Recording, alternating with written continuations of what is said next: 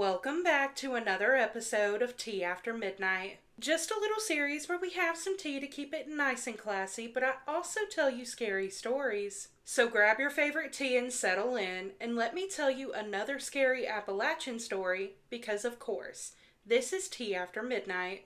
This story comes from Peyton. Hey Savannah, my name is Peyton, and I have a scary story to share that happened to me and my friends from college in the Appalachian Mountains. It was October 2022, and we all were off from school for fall break.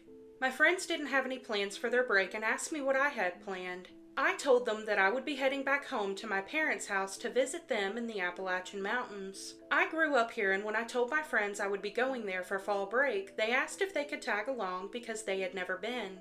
I cleared it with my parents and made plans for all of us to drive up there. When the day finally arrived, my friends and I packed up the car and started heading that way.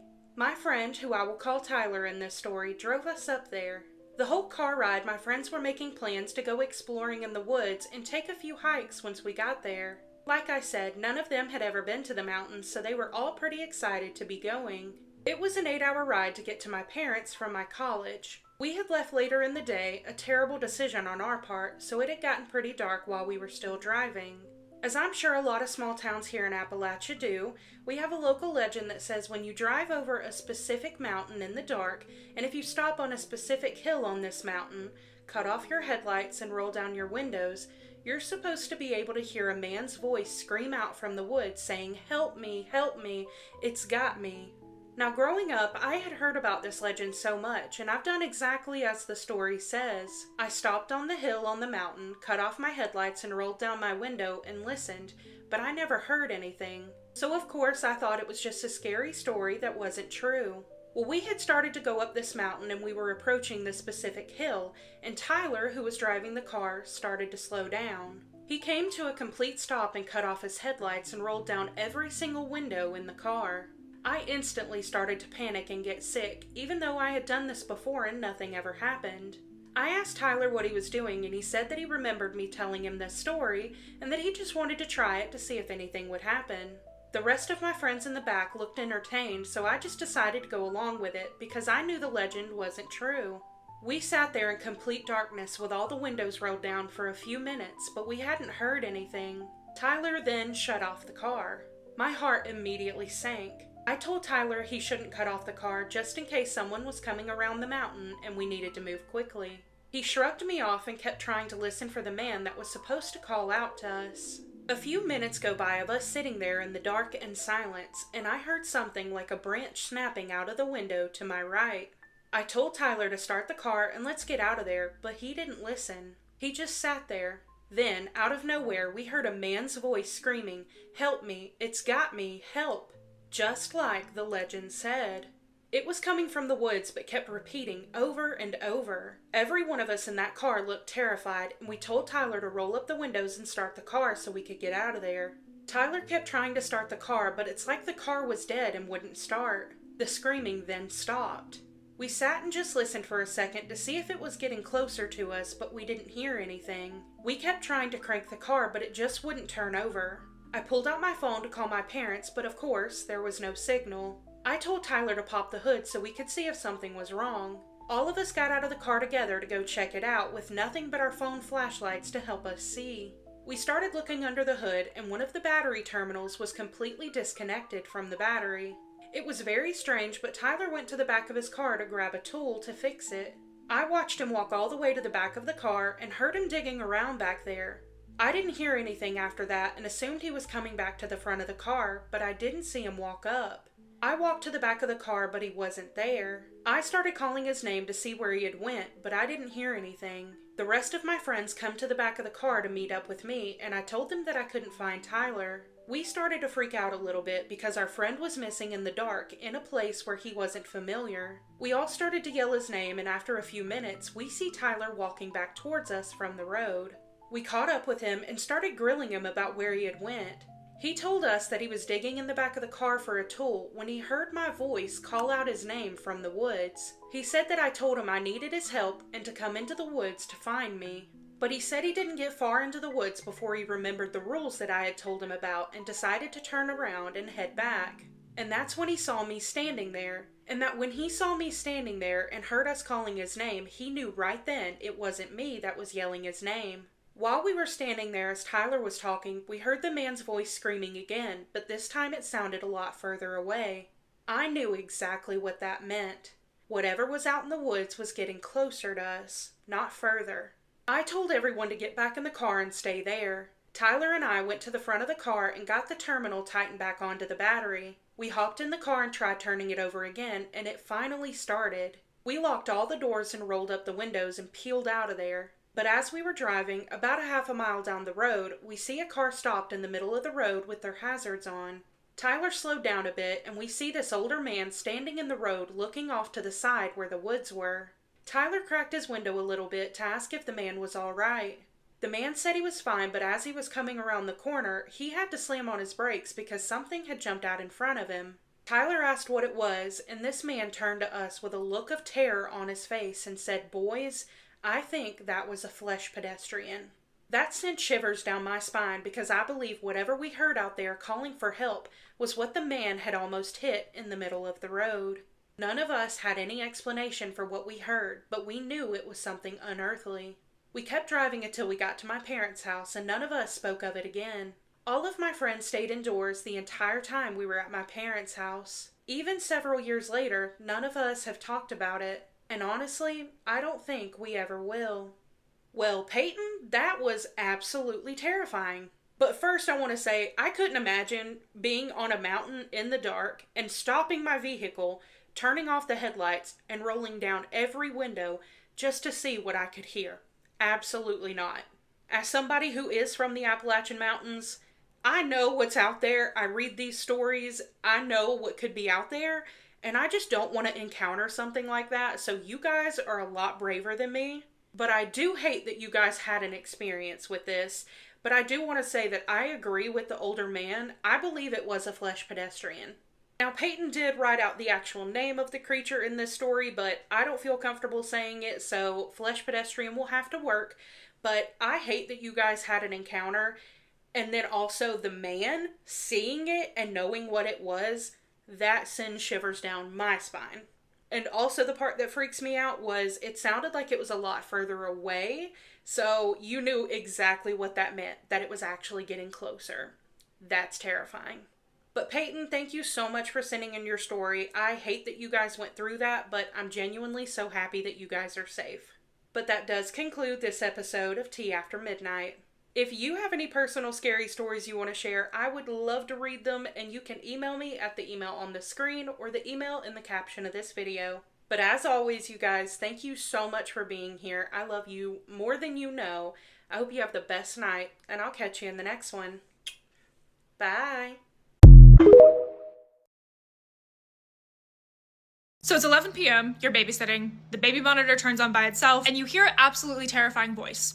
What do you do? And this particular DM from Sophia, who claims that she got this babysitting job from care.com, documents some of the weirdest things I have ever heard over the course of a week-long babysitting job. And this is what she said. "This is long, but I need to tell someone, LOL. So back in February, I found this babysitting gig on care.com, seemed normal. Mom was named Dana. Twin boys, 6 years old. She messaged me fast and was like, can you start tonight? And I needed the cash, so I said yes. Get to the house, and it's kind of in the middle of nowhere. No street lights on the block, which should have been my first red flag, TBH. Dana's talking a mile a minute, giving me the whole rundown. Snacks, bedtime, no TV. And then she gets to this baby monitor on the counter and goes, if this turns on by itself, just turn it off. Don't answer it. And I literally laughed because I thought she was joking. She was not joking. She left so fast that I heard her car pull out before the door shut all the way. The kids went down easy, 9 p.m. It was really no drama. I'm sitting in the kitchen scrolling on my phone, and at 11:04, the monitor turns on by itself. It was staticky with some breathing underneath it, and it didn't sound like it was coming from the kid. I turned it off because that's what she had said to do, but I did walk back and go check on the boys. Everything was fine. The second night I was actually debating going back, but the pay was pretty good, so I decided to go. The twin Sam was being really weird at bedtime. I was reading him a story, but he kept staring down the hallway, and then he kept staring back at the baby monitor. I asked him if everything was okay, and he just said, it's not for us. And then he turned the page like that was just a normal thing to say. While they're asleep, I'm back out in the kitchen, and around the time of 11:11, it turns on again. Static, breathing. I sat there for a full minute before I could even make myself turn it off. When Dana came back home, I actually asked her about it and she wouldn't even come inside all the way. She just stood at the doorway. Even though her voice was very calm about the situation, her body language told me something different. She said it's been happening since they moved in and the family before them left really suddenly, and she never asked why before signing the lease. I asked why they don't just move and she said we can't, in a tone that made it very clear I wasn't getting more of an answer out of that. And because I felt so deeply concerned about this family, I showed up for night 3. On this particular night, the one thing that I noticed is that the boys wanted the hallway light on for the first time ever, and the monitor this night turned on at 11 p.m. sharp. No static this time, just breathing. But then a really far noise in the background, almost sounding like it was coming up from the floor, but I didn't turn it off this time. I sat there for like 10 minutes straight listening to nothing, and then it clicked off on its own. I had sat there replaying it in my head, trying to decide if I had actually heard anything or if I was just tired. Night 4, I actually started recording my own audio on my phone just to have something, mostly to prove this to myself that I wasn't going insane about it. But at about 10:40-ish, the light on the monitor turned on again. Earlier than the night previously, I picked it up, static, and then that same faint, almost voice thing that I swear for half a second, as it cuts out, it sounds like it is saying something. And I swear on everything, it sounded like it said, "She's still awake." I went up there after that, even though I told myself that I wasn't going to. I just wanted to check to make sure that the boys were okay. Both boys were awake, sitting up and looking at the same spot on the wall between their 2 beds. Not scared, just looking. I asked Eli what he was doing and he said nothing, but it sounded like he just didn't want to talk about it. When I played the recording back later, there was a stretch of almost 4 minutes where the audio was just quieter than what it should be, and I don't really know how to explain it better than that, but this is when night 5 hits. When I arrived to Nanny this night, Dana looked especially exhausted. She said that she had something early the next morning and needed one more night, and honestly at that point I think that I had said yes just because I was curious to see if there was anything else that would happen. She had paid me plenty that week. The boys did not want to go to bed. Eli was quietly crying. Sam just kind of held his hand across the gap between the beds until they both crashed from being so tired, not really from being calm. I sat at the table, not able to look away from that monitor. Around 10:15, before the monitor even did anything, I heard one of the boys talking upstairs, and he wasn't crying or calling for me or anything. It was just like he was having a normal conversation, back and forth, pause, and then back and forth. I went up thinking maybe Eli couldn't sleep and he was talking to Sam, but when I got there, they were both flat out asleep, taking deep breaths like you would when you're actively in REM. Neither one of them had moved from how I tucked them in. I stood there in the doorway for a second or two listening, and the house was completely quiet. I told myself that I probably misheard something from the TV next door. I went back down and tried not to think about it too hard. And at 11 p.m. exactly, the baby monitor turned back on. Light on, no static buildup this time, just straight to the almost same voice, but it was a little bit longer this time. And this time it wasn't just faint in the background. It sounded like it was right up close to the mic. Like whatever it was had learned exactly where to talk into it, and I swear on everything, it said the words, "We see her." I genuinely don't know what the rest of it was. Then it cut off, but the light stayed on. I've tried to recreate it out loud myself a few times and it never sounds quite right. It just sounds like me saying words. I went back upstairs that night. Nothing was wrong. Nothing was different. I just didn't sleep that night. Dana got home around 6:30 and just looked at my face for a second and didn't ask anything, which honestly felt worse than if she had. I never went back after that. She texted me twice after to see if I was free, and I just never answered either one. So I don't know. I've gone back and forth with this 100 times. Maybe it was just old pipes or a dying monitor or a mom who was really stressed out, who stressed me out along with her. But I'm curious to see what other people think and if anyone else has had an experience like this. I've also never taken another job with Care.com. A weird thought that I just had like telling this story was there a Frogger? Was there like someone hiding in the house?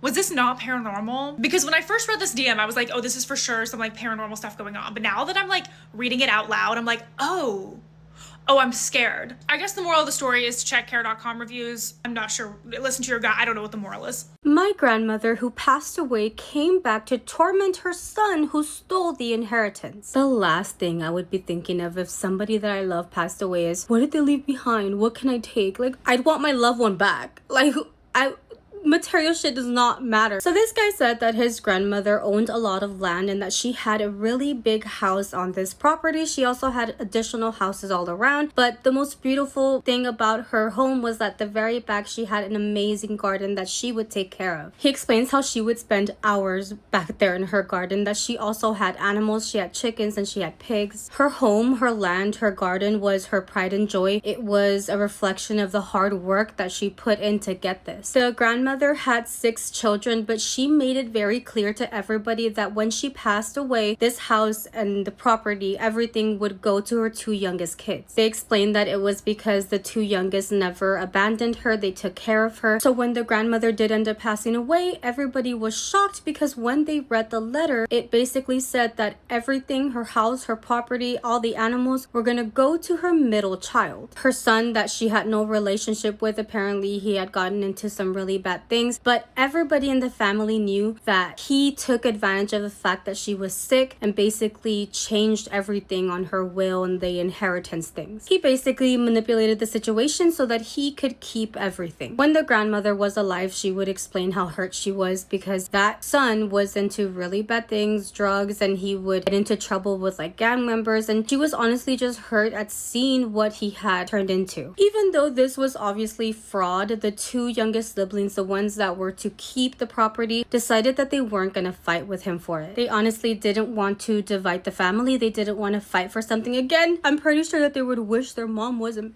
gone. With a lot of anger, they all allowed this son to move into her house in hopes that maybe with time the truth might come out. And that is what happened. They obviously didn't think the truth would come out in the way that it did, but he moved in and shit happened. They explained how when the grandmother lived there with her younger sons, everything was such a good energy, but the second that the middle son moved in, the vibe completely changed. It just felt like such a negative energy. The first few nights that the guy stayed at that house, they explained how he would hear doors just slamming on their own, and outside you would hear the chickens, almost like if somebody was like walking or running through the chickens. That sound that they make, that is what he would hear. He would also hear footsteps all around the house, and he was there alone. He thought that these were just things that happened in really old houses, but as time went on, other things started happening. He eventually started to see a silhouette of a really old lady that would walk into the house, walk all the way to the back, and go into the garden. It was almost like the same thing the grandmother would do when she was alive. He was never able to see her face directly, but he could tell that that was his mom, and obviously she was no longer living, but she was definitely still there. Every time that he would see this silhouette, the temperature would change. If he was laying in bed, he would almost hear like whispering in his ear. The longer he stayed there, the more things would happen. The lights would start flickering on their own, objects would move, some of them would just break out of nowhere, and trying to get actual sleep in that house became impossible for him. The uncle only lasted a few months living there. He eventually moved out and abandoned that property altogether. He never looked back. He never went back to the house. It is literally abandoned, and he started to say that he thought that the family members had done witchcraft on him, or that they cursed him so that they can get him out of that house. The audacity. Like, he never accepted the fact that what he did, which is manipulate the inheritance, was the cause of everything that happened to him in that house, because obviously that shit did not belong to him. To everybody else in the family, there was only one simple explanation. Nobody did brujeria. Nobody cursed this man. It was simply their grandmother trying to get justice for what he did. They truly believe that even after she passed away, she's still around taking care of that house, taking care of her garden that she worked so hard to get. None of the family members moved in there because, again, it still belonged to the uncle and he refused to let anybody in there, but nobody else even like rented or moved in or anything like that because they believe that the grandmother was not gonna let them live there in peace. But what do you guys think?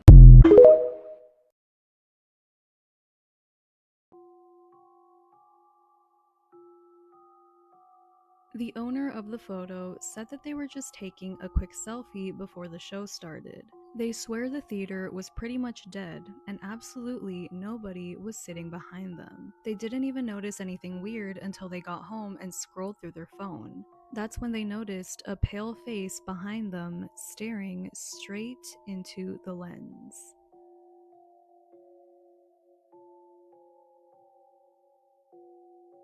This video was taken in an old, rundown hospital. It was rumored to be haunted, but the security guard who took this video never believed any of those rumors. That was until one night, while he was on patrol, he kept hearing strange noises coming from one of the basement floors. He decided to walk around the hospital with his camera out just in case he caught anything strange. And then he ended up capturing this.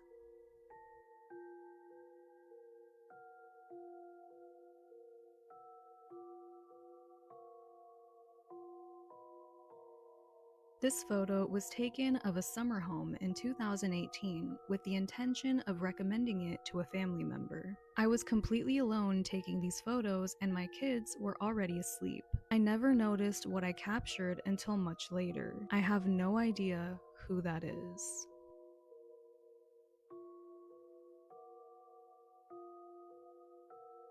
This spooky scary story time is called I Just Have One of Those Faces, and it came from a woman who claims that she has the face of at least 2 missing women. And whether this is a coincidence or something more, you decide. So she calls herself not Marie, and we'll get to why, but she says that she is Italian on her mom's side and German on her father's side. She says she has dark hair, pale skin that freckles, and she suffers from what she calls resting nice face, which leads to conversations with people even if they don't think they recognize her somewhere. And she thinks that all of these things have led her to just have one of those faces that everyone seems to recognize or reminds them of someone else. She says people are constantly stopping her wherever she goes, saying that she reminds them of a friend of a cousin or someone that they went to school with. And she says once a woman even hugged her at a McDonald's even before she saw her face, which led to a semi-awkward but overall good conversation. Once when she was working at a gas station to put herself through college, she says OSU go Buckeyes. She was even stopped by an Ivy League professor who told her that she looked exactly like a student that he had had in the 70s, and that she even tilted her head in the same way when she asked a question. But she says she was born in 1980, and so it was impossible for her to have been in his class, so he was insistent that this was the same person. And all of this is just to give you some context as to how frequently this happened to her. But she says early on in her marriage, she and her husband decided to go to Italy for an anniversary. And her husband and her are the type of people to not really want to do the touristy things. They'd rather stay where the locals stay and eat what the locals eat and drink what the locals drink. And so because her great-grandmother had come from Italy and started a family in the US, they decided to go to the same part of Italy that her great-grandmother was from. And they stayed at a local B&B, and the host was nice, but he didn't speak much English, and they spent most of their trip just sort of wandering the town and getting to know the local spots. As they walked around the town, they got some strange looks from locals, but she thought that this was just because some Italians don't care for Americans, and they ended up finding this little museum that sold local goods, and it also showcased some interesting photographs and news articles and books about the town. And so after they walked in, the woman from the front desk just sort of stared at them, and she kept staring, and it sort of bothered her, but she said that she was used to getting strange looks all day, and so she sort of thought the same, that this woman just must have known that they were American, and so she didn't let it bother her. She was leafing through an old cookbook from the region when her husband called her over, and she said he's a pretty calm guy, but he seemed intense, and he was urgently tapping on his phone. And so she thought that maybe he had gotten some kind of text message from family or something, and so she wandered over to where he was standing. When she gets over there, he just motions to the wall in front of him, and on the wall is a framed newspaper article from the 1930s, and in the newspaper article there is a photo of a woman, and the woman is standing in this black and white photograph holding an infant that's in a long white christening dress. And her jaw dropped because she said the photo of the woman was her. Like down to the little freckle near her left eye that her grandmother always said was where an angel kissed her before she was born, and down to the half smile that she does when she's not really interested in being photographed. She didn't know what the headline or the article said because it was written in Italian and she had never learned, but her husband looks up from his phone and he says that it translates to this woman in the photo went missing. The staff member who had been watching them from the front desk this entire time then walks over, and she actually startled them, but she asks if she is related to this woman in the photograph. She says, "You look exactly like her," and she tells them the story about how this woman, whose name was Maria, went missing one afternoon from the village while making bread, and she had left the bread in the oven so long that it burned, and that's actually what alerted the neighbors to come over and check. Her husband was still at work, and so he wasn't home yet, but the neighbors quickly realized that Maria was no longer in the house, and luckily the toddler was in the backyard with the chickens and he had fallen asleep in the grass. Maria was never found, and she said there were rumors in the town for years and years afterward about what actually happened or where Maria had gone. Nothing ever went anywhere official. The husband ended up raising the child alone and never saw her again, and there were rumors that Maria had left for a bigger city.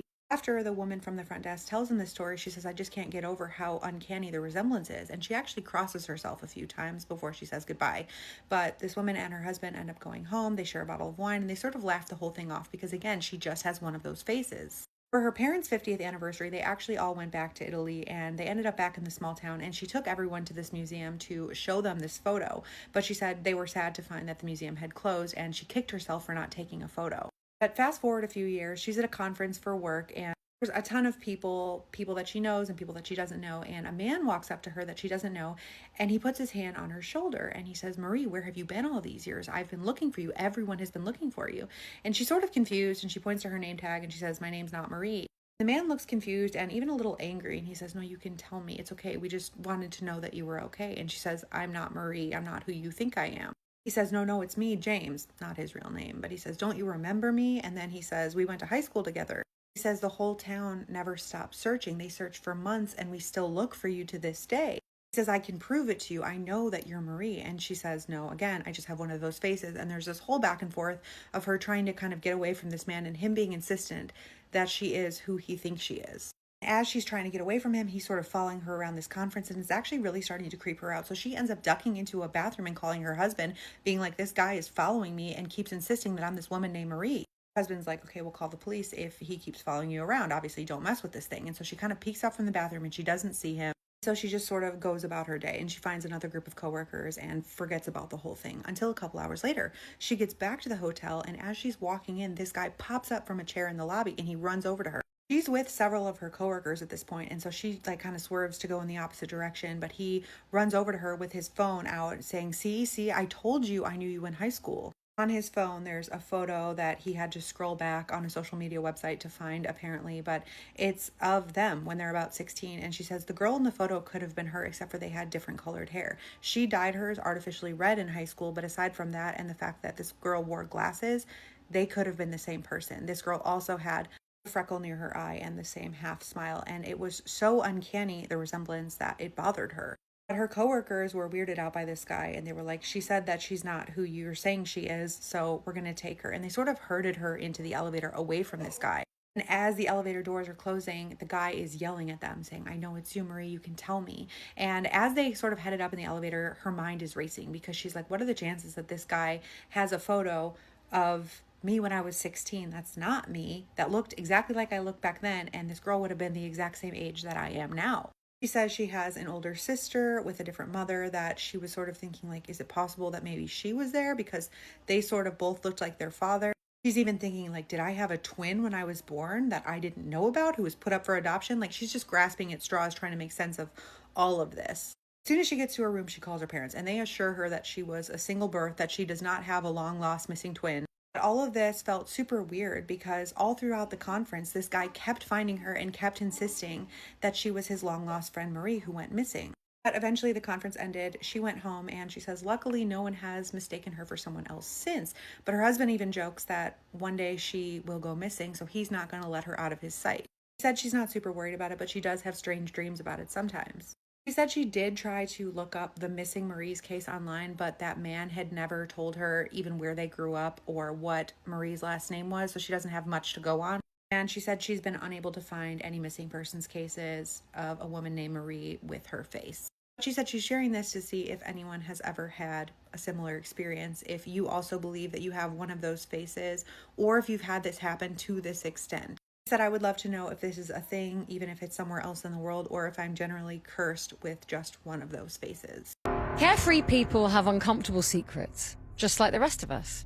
Things they must conceal to maintain order and stability. Things that, if disclosed, could derail not only their own life, but the lives of those around them. This could be a bad habit they don't want you to know about, such as eating their nose picking, or it could be something more sinister, like murder. Brandon Grudge was a senior project manager at a reputable transport firm called Big Haulage. Mr. Grudge, as he preferred to be addressed, was a well-mannered, stoic individual with the relaxed air of someone who had made good money. Unmarried, with no pets, Grudge lived alone in a small cottage far from the city. This was about all his colleagues knew of him outside of work. The offices of Big Haulage were located at the city limits near a spaghetti junction and the banks of an estuary. Mr. Grudge didn't drive. Reach. So he was required to catch a train each morning at 6:37 if he was to get to work promptly by 7:55. He was almost always at his desk on time.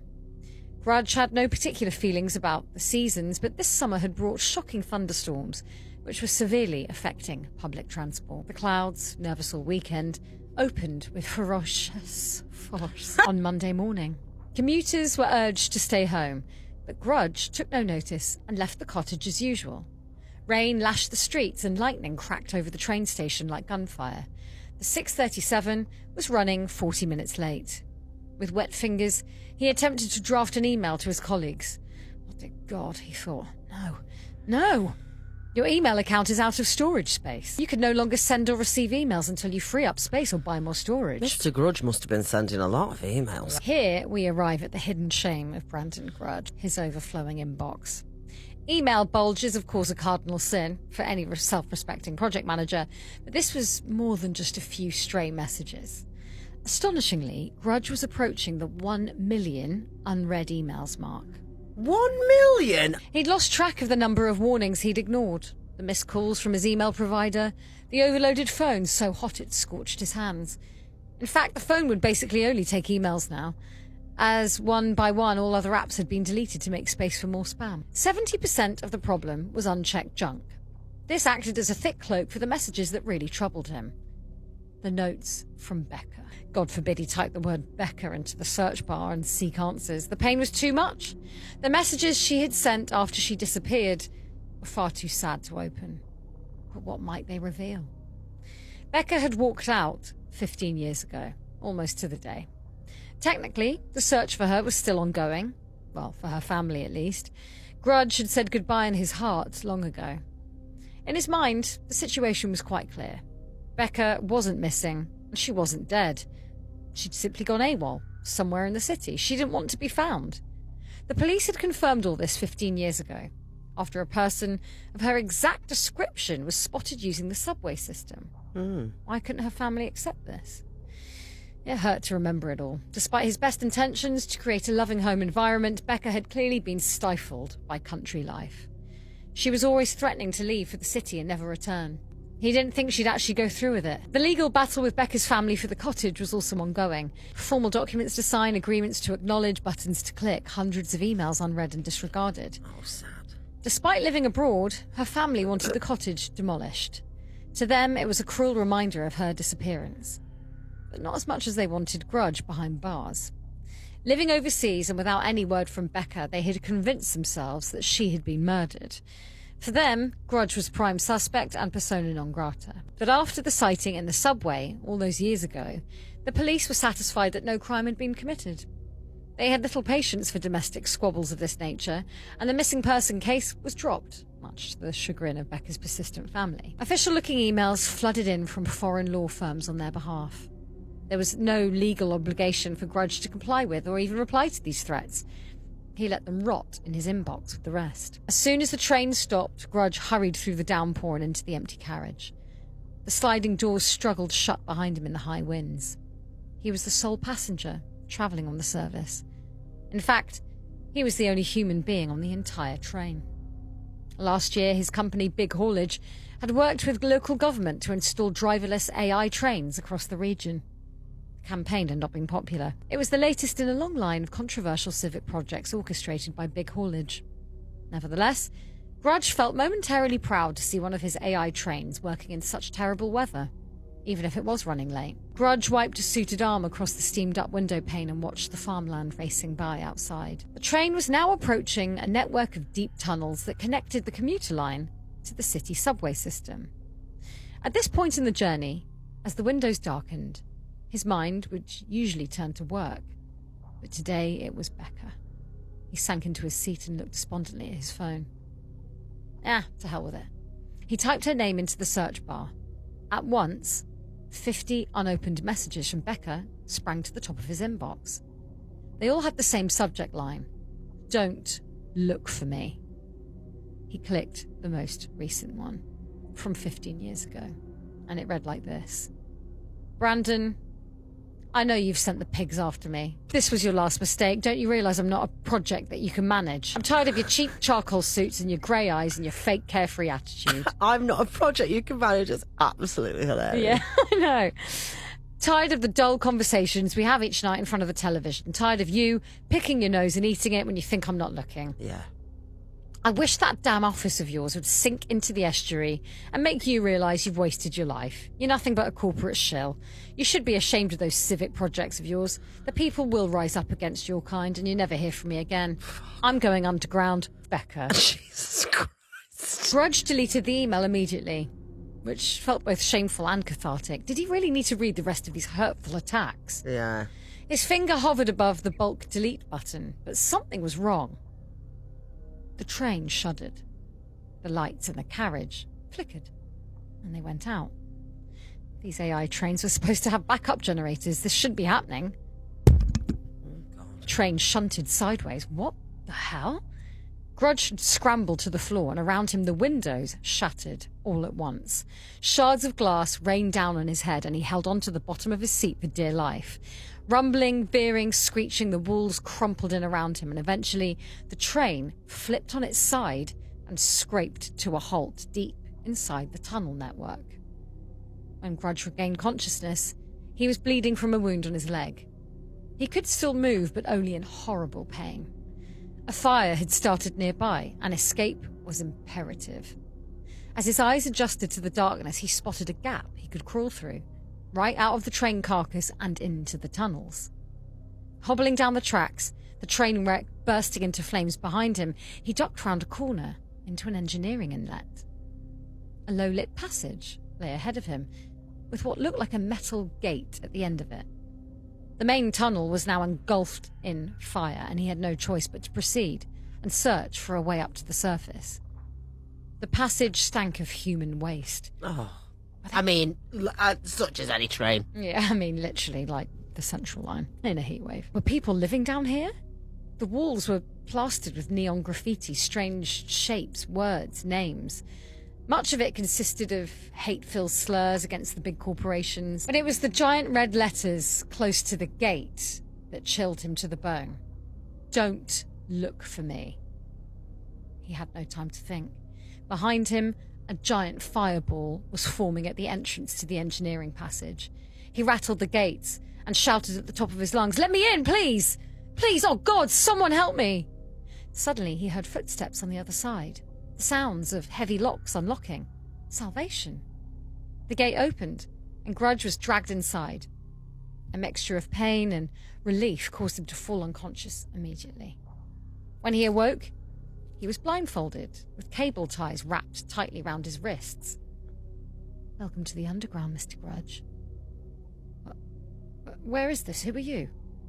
"We know who you are, Mr. Grudge. You're not one of us. You're lucky to be alive. But this is the end of the line for you." Wait, please. What's going on? Where's Becca?" "That's not your concern. No. Our bombs are going off all over town. It seems you've already witnessed one today. Did you enjoy your AI train going kaboom? The offices of your criminal corporation, Big Haulage, are sinking into the estuary as we speak, and the financial district is up in flames. Becca did her job well, stealing the security plans from right under your nose." Oh, God.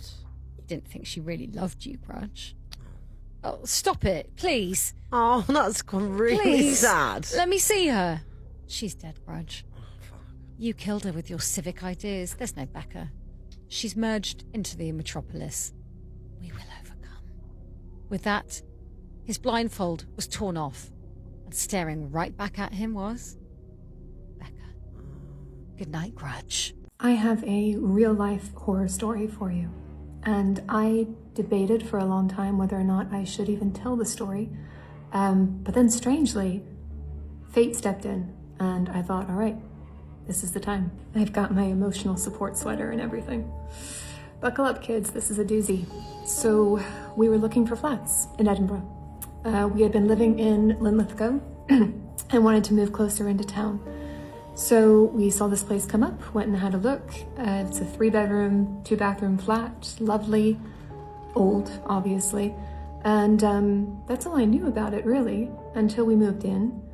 And the strangeness started almost immediately.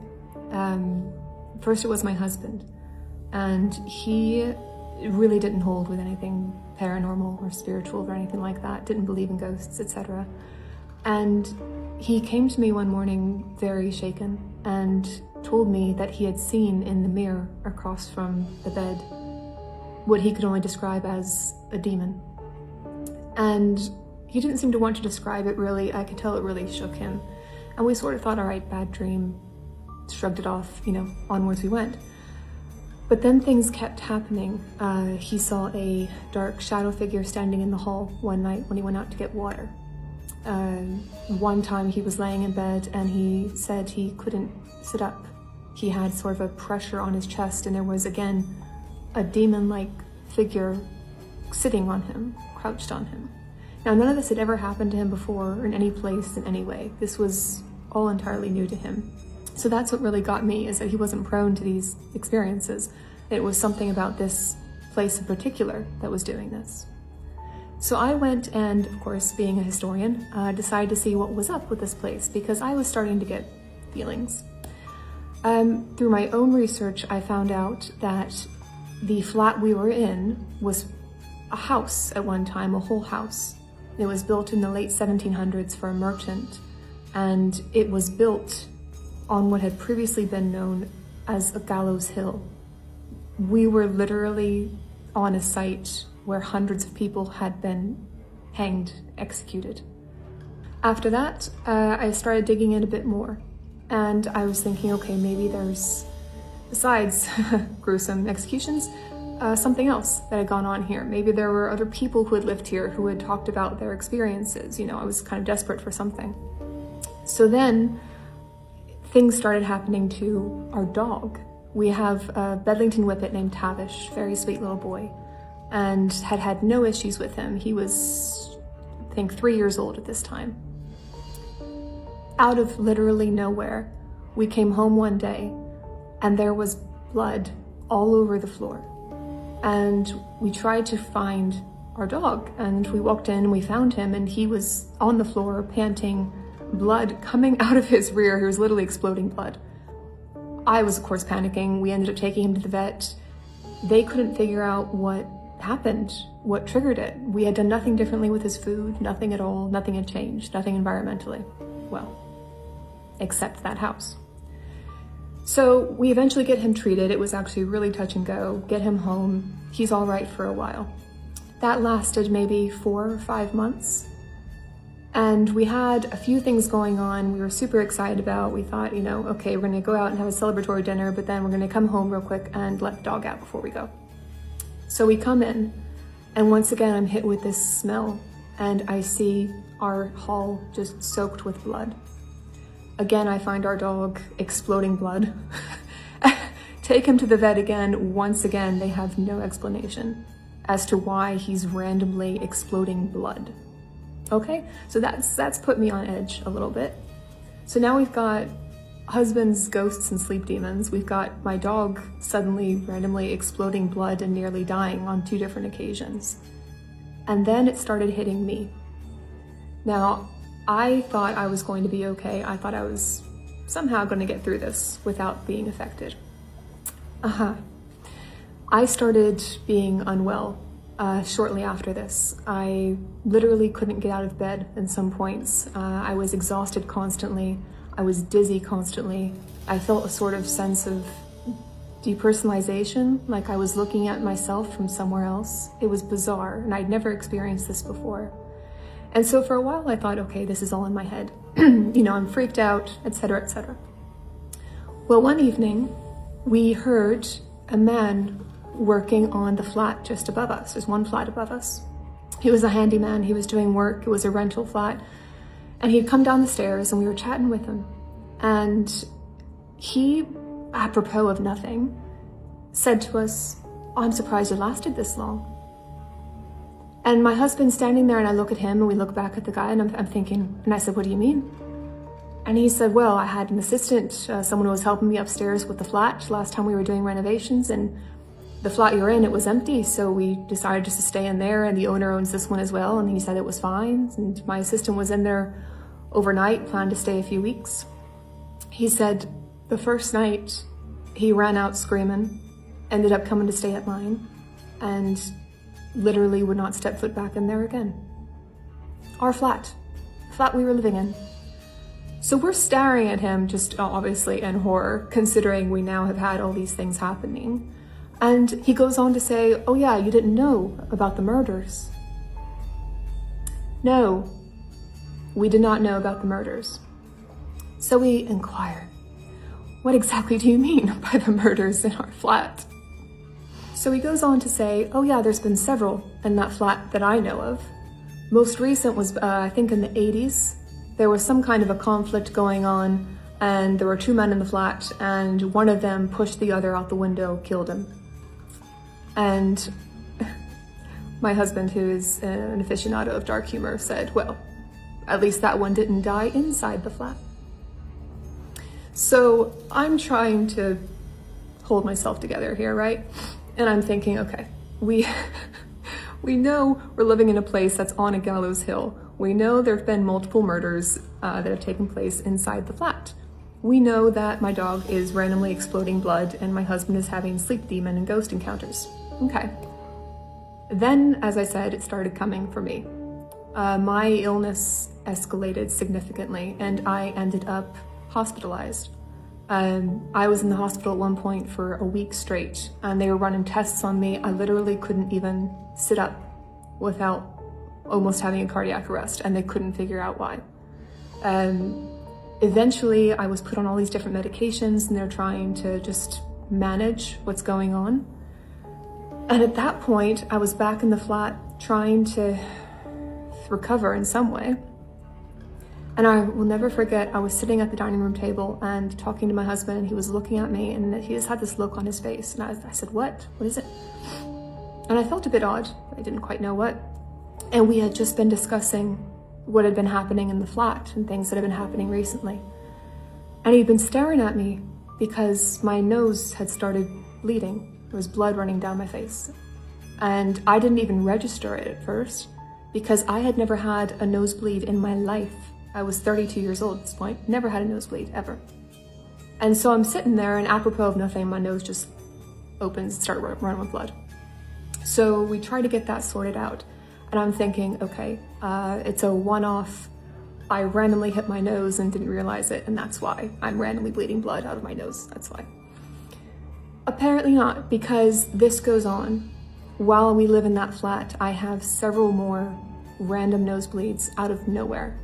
It's not even winter, it's not dry air, there's nothing going on. We have no explanation for it. I've never had them before in my life. And it's at that point, at the point where my husband's seeing demons, my dog's exploding blood, I'm exploding blood, I've been hospitalized. We decided, you know what, we're gonna skedaddle. And we decided to get out of there. We lasted not even a year in that place. Now, I had tried to put this whole episode out of my mind. I've even skipped over some of the gnarlier bits because I just quite frankly don't want to relive that. And for some reason, a couple of days ago, I was thinking about it again. I think I had a dream or something like that. And I went back on Rightmove, which is the little property app here. And it turns out that this flat is back on the market, folks. So if you would love to live in a murder flat on a gallows hill where multiple people have died, this too could be yours, but I would not recommend it, not one bit.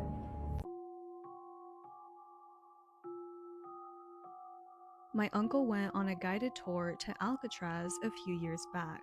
Last night, while he was going through his gallery, he came across this photo.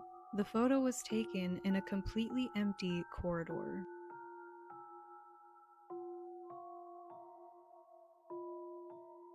My friend went walking into a local national park at night and saw this. I went to edit the brightness on it, and I seriously scared myself. We're not entirely sure what it could be, but we think it might be a skinwalker.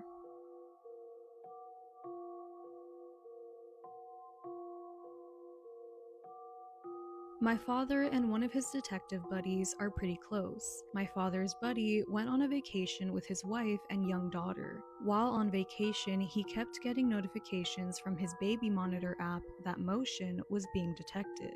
He's had strange things happen inside the home, but nothing that screams ghost. He was at a dinner with his wife and baby girl and decided to check the app. The motion detection captured this picture. There was absolutely nobody in the house. He instantly called my dad and asked him to search and clear the home. My dad obliged and ended up going to the home and found absolutely nothing.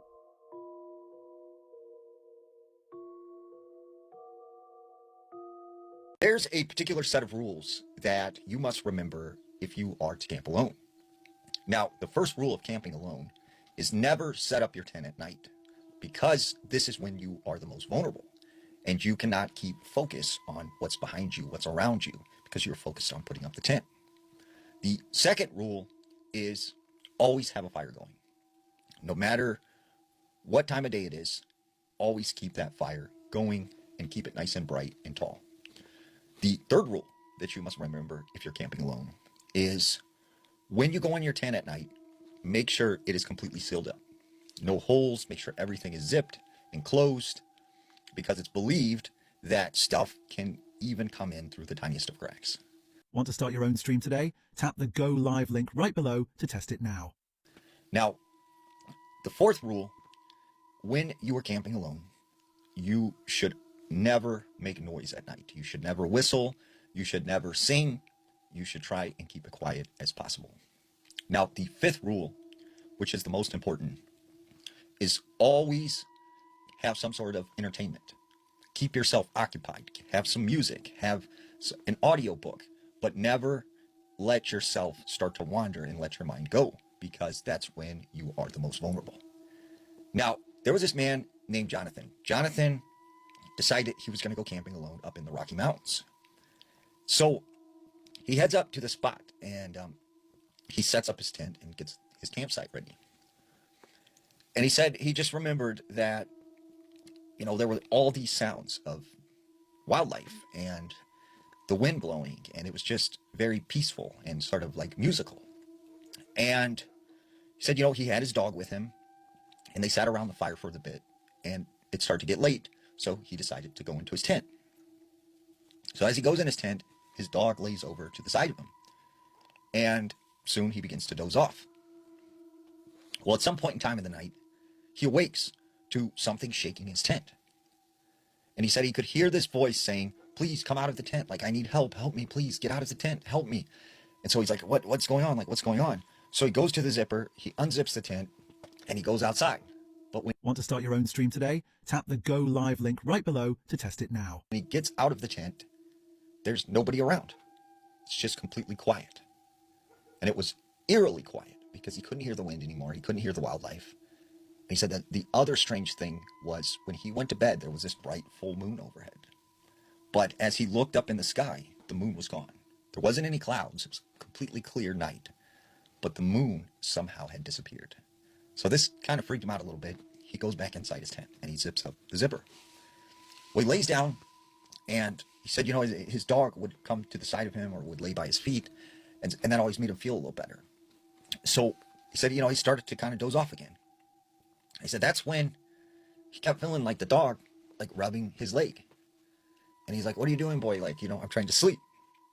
And he said that's when he looks down at his feet, and there's nothing there. And when he looks over, his dog is right over here towards his head. So he is like, what's going on? Like, was there an animal or something? He unzips the tent, he goes outside, said, there was nothing out there. As he got ready to go back in his tent, he said he started to see these shadows. He said he could see figures that looked like they were tall, skinny, kind of lanky. They almost looked like they were crawling around amongst the trees. They were all around him. So he hurried up, got back inside his tent, and he zips it up. And he just said, he's just sitting there with his dog. And the whole time he thought it was strange because the dog didn't alert to any of this. It didn't bark. It was just quiet. It was just laying there. And he said that's when all of a sudden he felt this tent start to move. Something grabbed the tent and was dragging him. And he was so afraid that he passes out. And when he awakes, he said the tent was completely still, felt like everything was normal again. He said he thought it must have been a dream, until he unzips the tent and he realizes he is a good distance away from his campsite. So he grabs his dog and they run out of there back to his vehicle, and they left that night, and they left the tent and everything behind. So it's important to remember, when you camp alone, always know the rules. Want to start your own stream today? Tap the Go Live link right below to test it now. The person that sent me the story called it the third floor that didn't exist. By the way, if you have a story that you'd like to share with our glitch community about glitches in the Matrix, dreams, aliens, cryptids, or the paranormal, you can send it to this email address. And remember, we believe you. I hope you can't hear this right now, but It's like lawn day or something. Everyone's getting their lawns cut and it's so loud, so I hope it's not coming across. Hi, Auntie. Hi! I hope you're doing well. I've been watching your scary story videos for quite some time, and after hearing so many people share their unexplained experiences, I finally decided to send in a story that happened to my own family. This is a story about my grandfather and an experience he had during my cousin's wedding in 2014. Sadly, my grandfather passed away on the 16th of July in 2026. I'm so sorry for your loss. Since his passing, I have found myself thinking about the memories and stories he shared with us throughout his life. One story that has always stayed with our family is the strange experience he had during this wedding. Even after all these years, no one in our family has been able to find a logical explanation for what happened that day. Before I share the story, I want to tell you a little bit about my grandfather. He was one of the most honest and straightforward people I knew. He was not someone who made up stories, exaggerated things, or wanted attention. He was a very grounded person, and if he told us something happened, we believed him because we knew the kind of person he was. My grandfather never lied about these kinds of things. He was always truthful, and that is why this experience has remained such a mystery for our family. In 2014, my mother and I traveled from Australia to India for my cousin's wedding in Karaikal? Karaikal?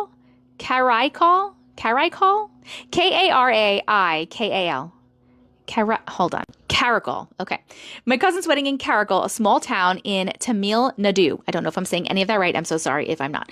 My father and my older sister did not come with us on this trip, so it was just my mother and me traveling together.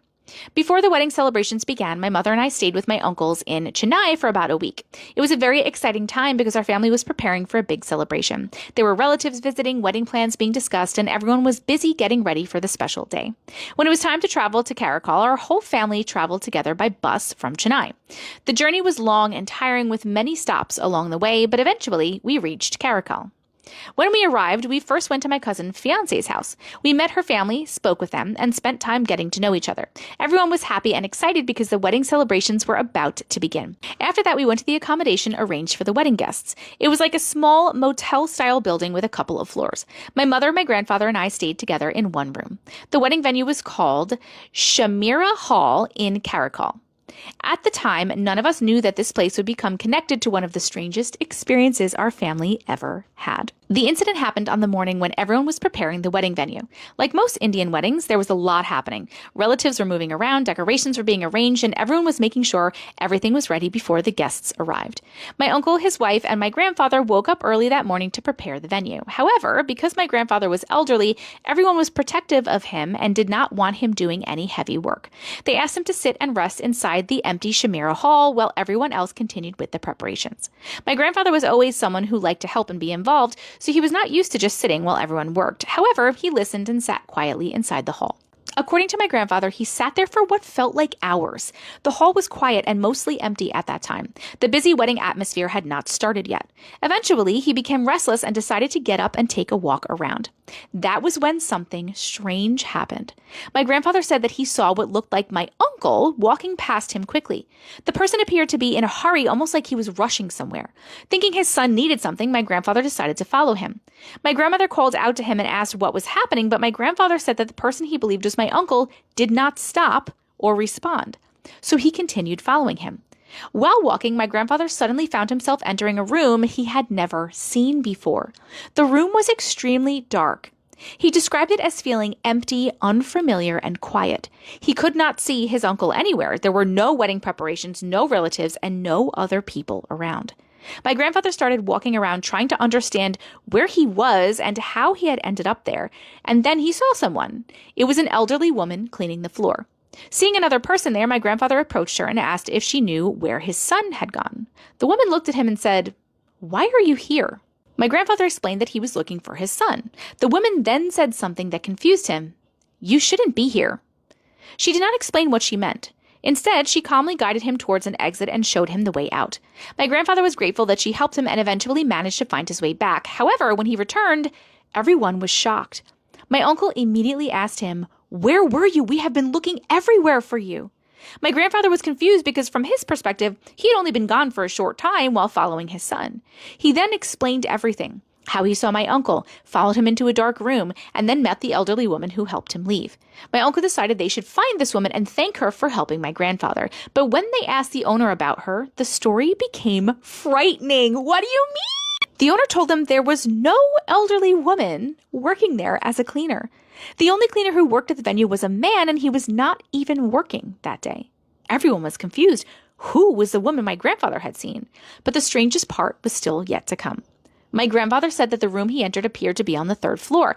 However, the owner told him there was no 3rd floor. Chills! That area had been sealed and locked for years. Later, the family heard a disturbing story about the sealed area. Oh my God. Apparently, many years earlier, when the building first opened, a bride had tragically died by suicide inside her dressing room on that floor. After hearing this, everyone was left wondering if my grandfather's experience was somehow connected to the history of that place. Was the elderly woman a spirit who was trying to help him? Was she someone connected to the tragedy that happened there? Or was there another explanation for what happened that morning? Even today, my family still talks about this experience. My grandfather never changed the details of his story, and knowing the kind of person he was makes this experience even harder for us to dismiss. Now that my grandfather has passed away on the 16th of July, the story feels even more meaningful to me. It's one of the many memories that we have of him, and I wanted to share it so that his experience and his memory would not be forgotten. Thank you again. Oh my God, that was a good one. Wait, I literally have chills about it. Who was this woman? The way she said, you shouldn't be here, like, why are you here? You shouldn't be here, made me feel like it was not this dimension. It was like another dimension, or like in the astral or something. And if he said that it was the 3rd floor, like, how did he get to the 3rd floor? If he wasn't on the 3rd floor before, how did he get to the 3rd floor? Because he said, like, while he was walking, did he get in an elevator? Did he walk up some stairs? Because it didn't say that in there. Or was he just like magically on the 3rd floor? I wonder if that woman was like the ghost of like a woman that was there when the tragedy happened and she was cleaning up from the tragedy. Like, do you think that, even though he didn't see like blood or anything, whatever, like, do you think that's what it was? I don't know. These are the ideas that I'm having right now. I would love to hear your ideas. Please let me know what you guys think in the comments. And thank you so much for sharing this story. What a crazy story. A lot of people don't realize that video games can be vessels for something evil or negative, right? They see it as an opportunity to trick you or lure you in. You know, think about it. When we're playing a video game, we are focused in on this game. All of our attention goes to it. And so we don't realize what is coming through. And the people that created this game, when they're developing it, we don't know what goes on during that process. We don't know what's written into the code or the Easter eggs in the video game. So, yes, a video game can be haunted. Now, this story I heard when RT2 first came out. There was this guy, he just got the game, and he'd been playing for like a week. Well, there's a part in the game when you're in Lemonade, and you're outside of St. Denis in the swamp, where you encounter this ghost woman. And this guy said he happened to be in the swamp NWA in this general area where the woman appears. He said he was walking around when all of a sudden this woman just like jump scares and pops out onto the screen. And he said she was transparent, looked like the ghost lady you see in this area. Well, he said right after he seen her, he hears a man's voice on the game saying, "She doesn't love you." And he said he was like freaked out. So he turns the game off and he's like, you know what, I'm done for the night. And he goes to bed. Well, he said later that night, this game turned on by itself and he wakes up to hearing like a woman screaming. And he realizes the game has not only turned on by itself, but his character, Morgan, is right at that location where you encounter the spirit of the woman. Another creepy thing, when they were making the Fatal Frame game, the Mask of the Lunar Eclipse, the director, Makoto Shibata, said that it was a custom in Japan that when you would make a horror game, that you would go to a shrine and perform this purification ritual. He opted out of doing that because he wanted to have supernatural experiences while they were developing this game. So he said when they were recording some of the sound for the game, they picked up a voice. And when they tried to re-record this piece of sound, it just kept returning. So eventually he gave up and was like, we're just going to put it in the video game. He said another thing that happened to him was he was visiting some relatives at this old hot springs hotel in Japan. And he said he went to bed one night and he woke up and there was a man staring out the window. And he said he slowly just disappeared right in front of his eyes. He goes over to the window and realizes he was looking out at the full moon. And he said that partly inspired him to write this game and come up with the name for the game. He said another time he was in the studio, it was late and there was no beds. So he went into one of the rooms and found this ping pong table and laid down, took a nap. He said he woke up to this little girl walking in circles around the table, singing numbers in like this verse. And it was like 6, 5, 3, 8. And like, so he took that experience and put it in the game. And he said many other things happened that were actually used in the developing of this video game. You're driving home when an emergency alert takes over your phone. It says, do not go home, keep your doors locked, and do not engage with anyone asking for help. A second later, brake lights light up the highway in front of you, and cars start stopping. People are staring down at their phones, and some people are putting their cars in reverse. Then a woman starts running between the cars and starts pounding on your passenger side window. She looks completely normal, she's begging for you to let her in, and she says that something attacked her husband. But before you can decide, the man in the car next to you starts screaming. Someone has climbed through his open window and is biting him, and people start fleeing their cars. The woman outside your window suddenly stops crying, and she looks towards the screaming, and then back at you and says, "They're coming." Your GPS shows 3 options nearby. A hospital, but a crowd is already running towards it. B, a grocery store with metal shutters, but you'll have to abandon your car to get to it. Or C, lock your doors and drive on the shoulder and try to escape the city before the traffic completely collapses. And then something lands on the roof of your car. You have 10 seconds. Choose A, B, or C. I took this photo while testing out a new webcam. I had rented my home out to my niece and her husband, and they experienced a lot of paranormal activity. However, I had never experienced anything until I saw this photo.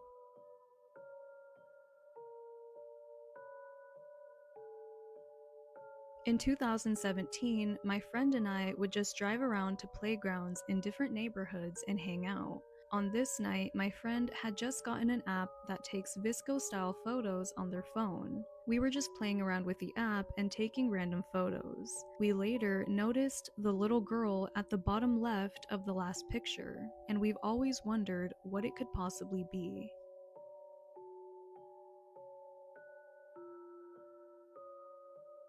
The owner of the photo said that they were just having some laughs, taking a quick selfie during a night out. They totally did not see anyone behind them at the time. It wasn't until looking at the pictures later on that they spotted that creepy face in the glass door.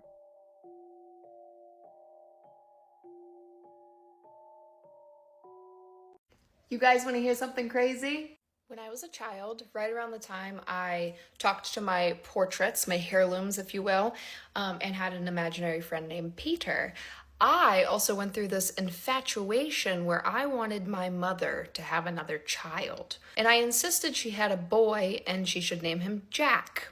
Now, the idea of baby Jack was something that I hung on to for a couple years. And she would make jokes about it. She'd be like, yeah, my daughter, she wants me to have a son named Jack, and Christ, God gave me all I could handle with her, so that's not gonna happen. You're backing up the wrong tree, kid. I'm not giving you a sibling, that's for damn sure. Like, she'd go through all that. And about a handful of years later, I ended up with a cousin who was named Jack. And that rubbed me the wrong way. I said, because I've had dibs on this name and my family could not take that into consideration. You know, I was like 4, but I was hurt by it. So I said, I'm going to move on. I said, how about Jude? Because I liked the Beatles. So then I got on this kick where I was like, okay, my mother will have a child, a son, and he will be named Jude. And I hung on to that for a little bit longer. Some time went by, you know, I became old enough to realize I was being abused and wrongfully neglected, severely undercared for. And I thought to myself, God, my mother really shouldn't have another child. Like, that would be bad. I don't wish this upon a sibling I desire to have. So you know what? I'm going to drop the whole sibling thing. This woman should not procreate. But I am going to take Jack or Jude with me. And perhaps one day I might have a child, a son, and I'll name him Jude or Jack, you know? Well, I met my husband, my ex-husband, and he didn't really match the vibe of like us having a son named Jack or Jude. I don't know. He didn't match the frequency of that thing I had envisioned for myself. It was like a timeline shift. It was like those names are no longer applicable. I created a baby name list. You know, we were just dating, but we talked about marriage and children, and I told him I wanted to have a baby. And I said, here are my boy names. At the top of that list was the name Valentine. And I told him, I said, this is my favorite name. I think I would like Valentine as a boy name. And he was very much against it. He was like, no, I don't like that. I don't like that. And he's half Italian, mind you. So his last name's Fasulo. So I was like, Valentine Fasulo. Like, I like it. It was just sharp. And plus, I really like Rudolph Valentino. Kind of. So I just liked that. He said no. Which is why I have a boyfriend now. So let me tell you a story about when my boyfriend and I met. When my boyfriend and I met, he interviewed me for my job. Say what you want. I don't care. Say what you want to say. I was very much in my marriage, like loved my marriage, loved my husband, really wanted a healthy marriage, but we were also going through like a transition phase. So it was a little rocky. He was coming out of the military. We were moving back home. There was a lot going on. A lot of things weren't going our way, and we weren't quite seeing eye to eye. So forgive me, you know, if I may say that I thought that the man that was interviewing me was a little bit attractive. I thought he was a little cute. No big deal. I knew he was married. I was married, but I acknowledged it. You know, I was like, he's kind of cute. Whatever. I don't care. Look what happened. So he interviews me. We have a great interview. He hires me about a week later, and I did a couple days of training with him. And about the third day of training, I said to him, I go, his name's LT. I go, what does LT stand for? And he wouldn't tell me. He goes, I don't like to talk about it. He was just being all coy for some reason. And then it bothered me, and I was like, what the hell is your name? If you won't tell me, what is it? I go, does that mean like Lil Tony? Like, what is it, pal? He told me, he goes, it's Valentine. And I go, that's my favorite name. And he was like, and I go, what are you talking about? I go, it's literally my favorite name. I said, this is like number one on my list of baby names. And he goes, really? And I said, yeah. And I literally pulled up the Notes app on my phone and I showed him baby names, boys, Valentine, number one. He was like, that's really weird. He goes, it's a strange name. He goes, I don't really know too many people that like this name. That's for him to unpack. So we had that kind of funny moment, and I just remember being like, oh, you know, that's weird. So that was a funny connection between, when I first met my ex-husband and where I am now with my little boyfriend. But there's also something funny about Jack or Jude. I went to a psychic one time, and that psychic told me that I shared a negative energy that was familiar with Jack Nicholson. She told me that I had a lot of, and I am seriously, all work, no play makes Jack a dull boy or whatever. I love Jack Nicholson's work. And I didn't even know who he was at that point. She told me, Jack Nicholson and you have some string of mystery, and that little devil on your shoulder works for him too. And I found that to be incredibly unsettling. And I was so young. I was like 13 when that happened. As far as the name Jude goes, well, that's something to be unpacked in the Peter video. There's a lot to unpack with Peter. He's gonna send me a cease and desist pretty soon. No, he won't. No, he won't. I don't know what's gonna happen, but nothing bad. I don't know. We'll see. If I am going to be scared, you are going to be scared with me. It is time for another spooky story. I am Autumn in Appalachia. Send me your spooky stories, add me on Facebook, and subscribe on YouTube. Same handle. Without further ado, I have never been sent a story quite like this one. But the way that it comes full circle in the end, guys, gives me goosebumps. This story comes from Becca. I will tag her on TikTok. Becca said this is a 100% real experience. She said the childhood home that she grew up in was built in the 1850s by her Native American ancestors. And she is not sure if that has anything to do with what happened to her this night, but it's something she thinks about. So she said she's like 5-6 years old. She and her brother shared a bedroom. He slept on top bunk. She was on the bottom bunk. Right outside of their bedroom is the kitchen. They always slept with the door open. One night, she said she is asleep. She wakes up for no particular reason, and when she turns over, her eyes naturally gravitate toward the kitchen, and that is where she saw it. On top of their kitchen table, on the Lazy Susan, is what Becca can only describe as the head of a monkey. She said that it is sitting there grinning at her with its mouth closed, and that its eyes were completely black. There were no whites whatsoever. The closest thing she can think to describe what it looked like is the monkey off of Aladdin, but a lot more sinister. And she said its head was like the size of a basketball. There was no body attached to it. This obviously terrifies her. As she is staring at it, she knows what she's seeing. She said that this thing was there for like a long time, but she is still trying to find a way to like cope, to rationalize it. And she's like, okay, maybe my mom set a piece of clothing down weird and it's just like appearing creepy in the dark.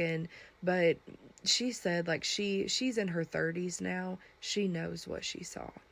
And as she is laying there, it finally just gets so terrifying. It's sitting there smiling at her that she pulls her covers over her head. She's like too scared to get up and like try to go get her dad or something. So she said that she'd pull the covers over her head, and for what felt like hours, every time she peeked out from these covers, it is still sitting there grinning at her from ear to ear. And she happened to find a crayon in bed, a green crayon, and she decided she was going to write 4 lines down the wall in this crayon. And she told herself that when she woke up the next morning, if those marks were still on the wall, she knew it was real. Eventually, she miraculously builds the courage up to crawl out of bed to try to wake her brother up on the top bunk. She begins climbing the ladder, and not for a second, because she is too scared, does she take her eyes off of whatever this thing was, and that is when it blinked at her. She said it was an unnaturally slow blink, and it sent a chill up her spine. She rushes the rest of the way up into her brother's bed, and she tries everything to wake him up. She said he has always been the heaviest sleeper. She's like shaking him, smacking him. She even says she bit his ear at one point, the savage as hell. But he like rustles around but never like fully wakes up, and she eventually is just too scared to move, so she lays there and somehow is able to drift off to sleep. Now the next morning, she is woken up by the sound of her dad's voice saying, "Why are you sleeping up there?" And she jolts up, and without saying a word, she climbs off of that bunk bed and looks for the green crayon marks on the wall, and she sees them. She immediately breaks down into tears and tells her dad what she saw the night before, but of course, he dumbs it down to it was just a bad dream.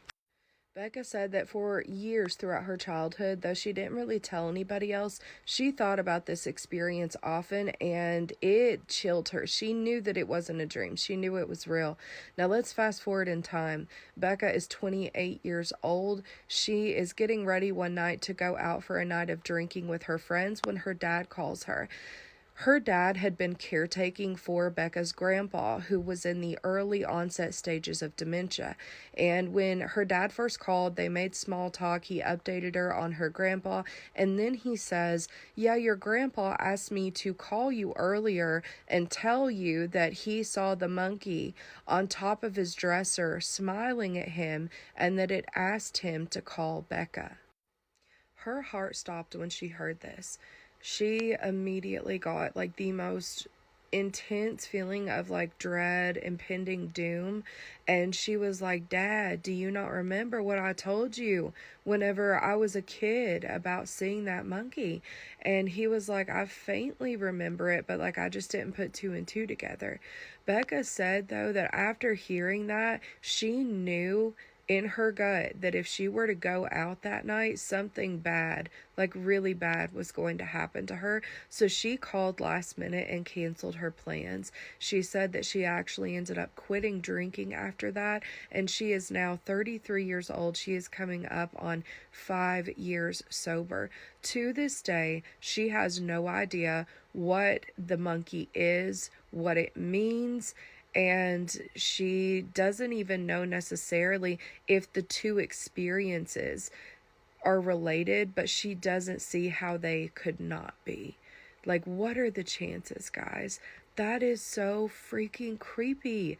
I've never heard anything like this. Y'all let me know what you think in the comments. I was even trying to look up some like urban legends with like creepy grinning monkeys that have no body and black eyes. I found a little bit of folklore, but nothing solid, so I'm interested to hear what your all's theories are. Of course, stay tuned for more spooky stories. Quickly before we go, my coworker Alex has really been on my heart. He and his rescue cat Greta. So you guys know we do this sometimes at the end of videos if a family member here or elsewhere has a need. So Alex and his husband some time ago lost their senior cat Peyton. Afterward, they decided to adopt 2 rescue cats. One of them is named Greta. She is the sweetest baby. God, what I would not give to be a cat on Alex's windowsill, because they absolutely spoil their babies rotten. Greta is living her best life since going home with Alex and his husband, but they did adopt her knowing that she came with some health concerns.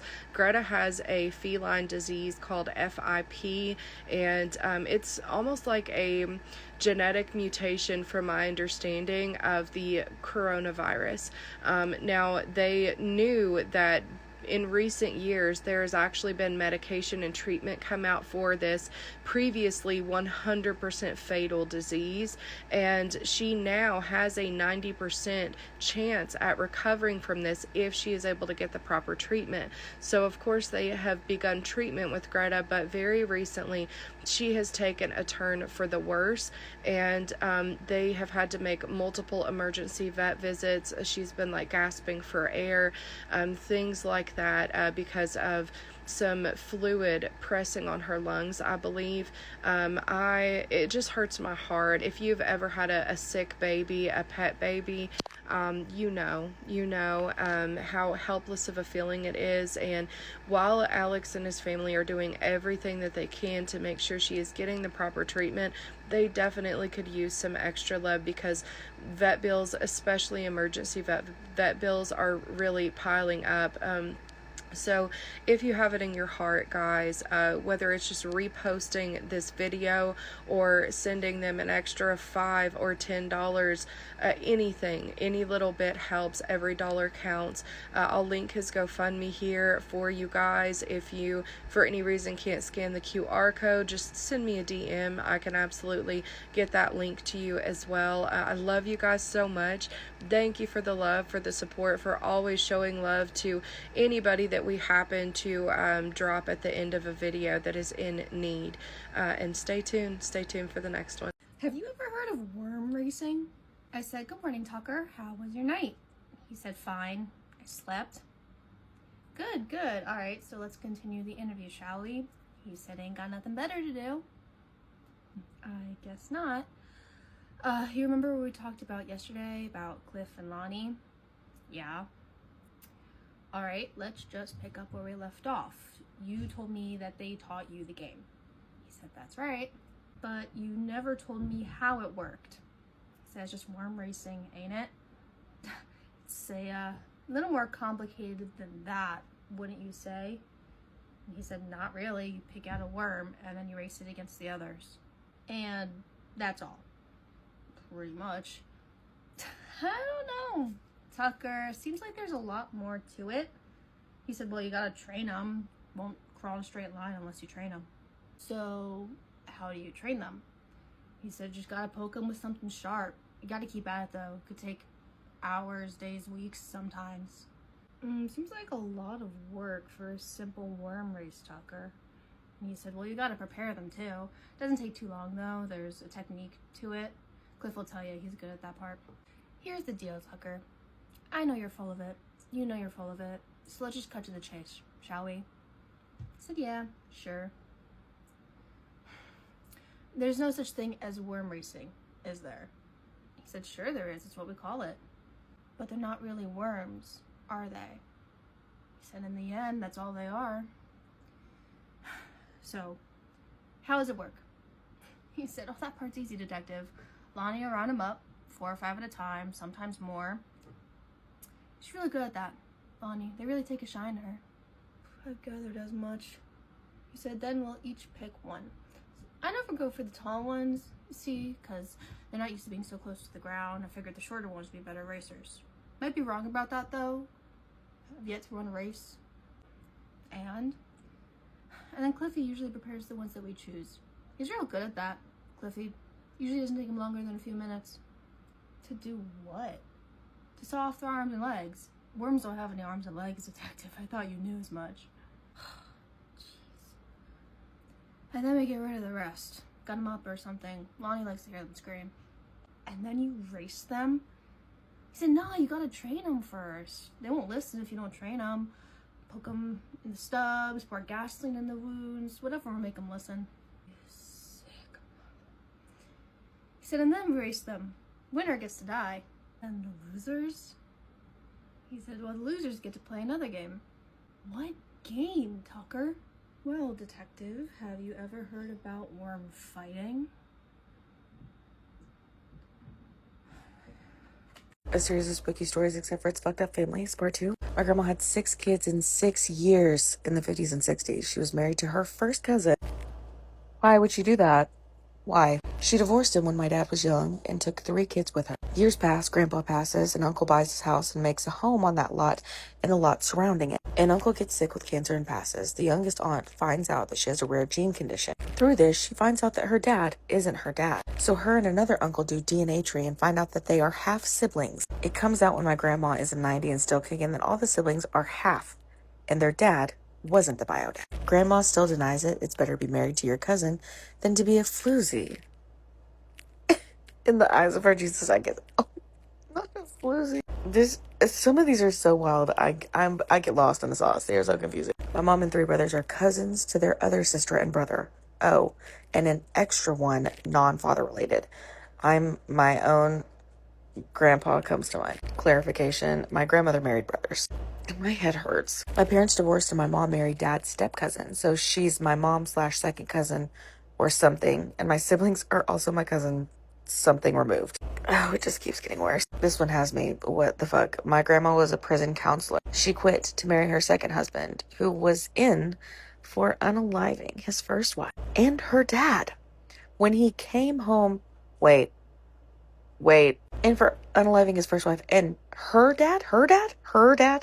father, when he came home to find them in bed together, her dad, she was in bed with her own father. That one just got so much worse after reading it multiple times. It took me a minute to register. My grandpa had a whole other family that he moved around the South with his first family. He was a drunk and an asshole, so he couldn't keep a job. He had 2 kids with a mistress. They are 10 plus years younger than my dad, who is the oldest. He would have never divorced my grandma because he knew that his parents would disinherit him, as they should. He sounds like a dickhead. Finally, my grandma divorced him, and he presented his new woman and her 4 children to my great-grandparent. To explain the 2 youngest children, he told them that they adopted them. How much of a piece of shit do you really gotta be? Later in life, my great-grandma told my aunt that she was adopted. She was so confused, and to this day, I don't know if my aunt and uncle know their father wasn't married to their mom when she had them, and that he told everyone that they were adopted. That's sad. And also, oh Oh my god. Never mind. I don't even have anything to say. My mom's best friend dated her brother, had 2 children with him. They broke up and she proceeded to have 3 more children with my mom's older brother. Then when he died, she married my stepdad. They divorced and he got back with my mom. I need one of those boards that is connecting all the dots for every single one of these fucking stories. I'm a one-night stand child. I am so sorry. And I have the girl version of my father's name. He was and stayed married to a woman who couldn't have children. But my mom was so obsessed with him that she even cried when I was born because I got her blue eyes and not his green eyes. Did your mom ever seek therapy by chance? Did she ever get the help that she needed? My mom had my brother when she was 16 before my brother was born. His dad was sent to prison for... My brother's dad had a best friend that my mom started hanging out with when my brother's dad went to jail. This was 2 years after he was already in prison. My mom gets with her baby daddy's best friend, and 9 months later, I pop out. Said best friend is my dad. What a fun story to tell at parties. Come back for part 3? Want to play something scary? Have you ever played the game Purple Hearts? No? Me neither. Want to play it? Do you want to play the game Concentrate but make it a little less terrifying? If so, this game is for you. To begin this game, you need at least 3 people. One is the sleeper, one is the guide, and you need a bystander.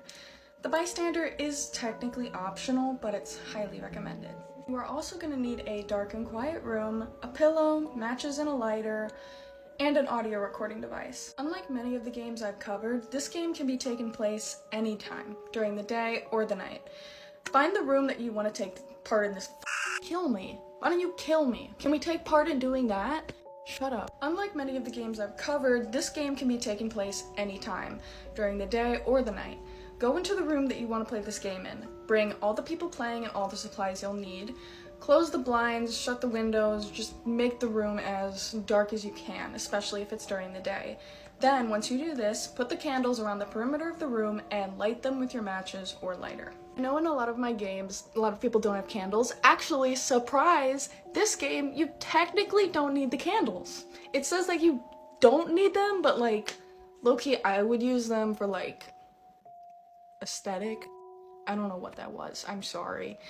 You can use them or you cannot use them, I don't care, do what you want to do. Then, the guide should sit cross-legged on the floor with the sleeper in their lap. Let me run that back. The guide should sit cross-legged on the floor with a pillow in their lap and the sleeper's head resting in their lap. All the bystanders should be in a circle around the sleeper and the guide, and they are not to make noise or talk. Once this is done, then you can start recording. The recording device also isn't technically, like, you don't need it, but it's suggested because creepy things can be caught on the recording after the game. Now, the sleeper needs to count backwards from 100. While they're doing this, the guide needs to rub their temples, and the guide and the bystanders need to start chanting Purple Hearts over and over and over while the sleeper is counting backward. If the sleeper falters and stops counting before reaching 1, that means the game has probably succeeded. If the sleeper, however, reaches 1 and finishes counting to 100, it might not have worked, so the guide should ask the sleeper, "Are you asleep?" If the sleeper's response is no, then the game did not work. However, if the well, let me kill myself first. Why don't we do that? I'm gonna sleep forever. If the sleeper responds no, then it means the ritual probably hasn't worked. But examine their behavior closely. As they sit up, as they move around, as they talk, if they're not acting weird at all, and you genuinely don't think it worked, open the blinds, whatever, turn on the lights. The ritual has not worked. Try again another time. However, if the sleeper's behavior is odd or uncharacteristic, even if they say they're not asleep, that might mean it has worked. And if the sleeper answers the question with an honest, don't lie if you're playing this. If they ask if you're asleep and you're not asleep, say no. If they answer with an honest yes, that means the ritual has succeeded and you can continue. And when the ritual's worked, you can stop chanting. So, just so you're not chanting through the entire thing. At this point, the guide needs to guide the sleeper through their dream. Ask the sleeper what they're seeing, what their surroundings look like, and ask them to be detailed. Once they start describing Purple Hearts, then you move on to the next step. The guide should instruct the sleeper to reach out and grab the Purple Hearts. Once they grab it, they should wake up and the ritual is done. You can stop the audio recording device, you can open the curtains, turn on the lights, the ritual's done. However, the sleeper might not wake up. If the sleeper reaches out to grab the purple hearts or cannot ever see the purple hearts and they can't wake up, then the guide should instruct them that in their dream and their surroundings there is a door. Be very descriptive when describing this door. Describe that the door is easily opened, it's unlocked, it's right in front of them. Everything about that door should be described to them so they can imagine it easier. Instruct the sleeper to reach out and open the door, walking through it, and when they do this, they should wake up. Turn on the lights, open the blinds, blow out the candles, whatever. Ritual's done. However, there is still a chance that that might not work. And if it doesn't work, I would say bring the sleeper a blanket, some pillows, maybe some calming music, because they're gonna be there for a while. So although I am not brave enough to play this game, who knows? Maybe you are. Good luck. Hoy voy a trabajar hasta las 6 de la mañana. El hueco cumpleaños en una semana.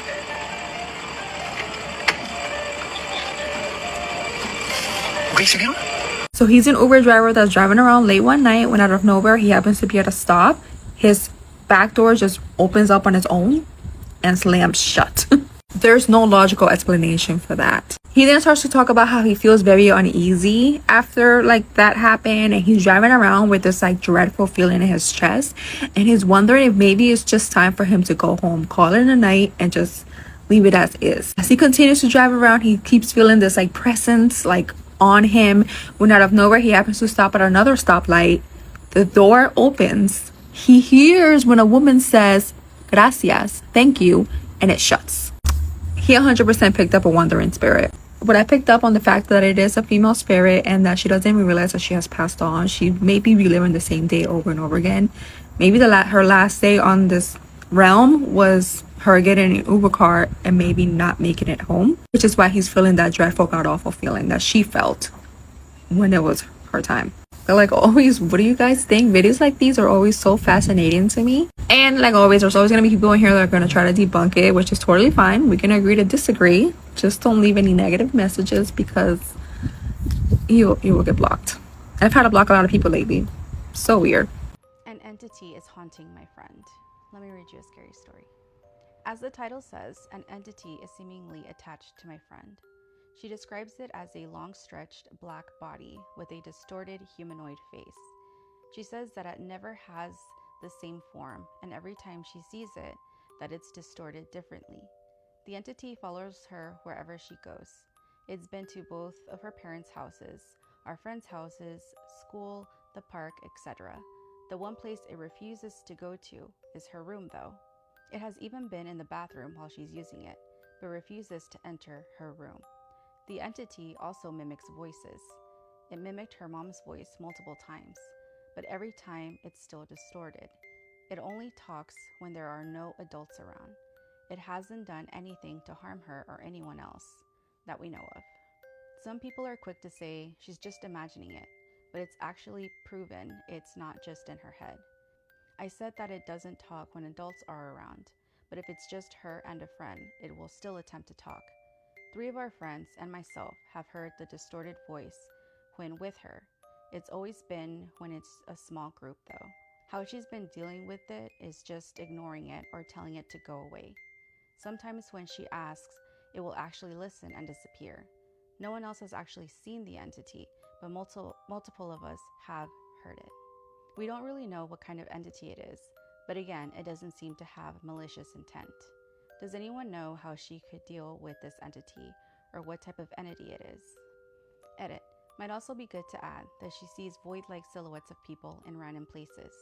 We believe that these are spirits that she's seeing. They walk around doing human-like tasks. Like once when she was in the bathroom at her grandparents' house, she saw a silhouette of a lady showering with the water off, obviously, and when it noticed her, it disappeared. And that's the end of the story.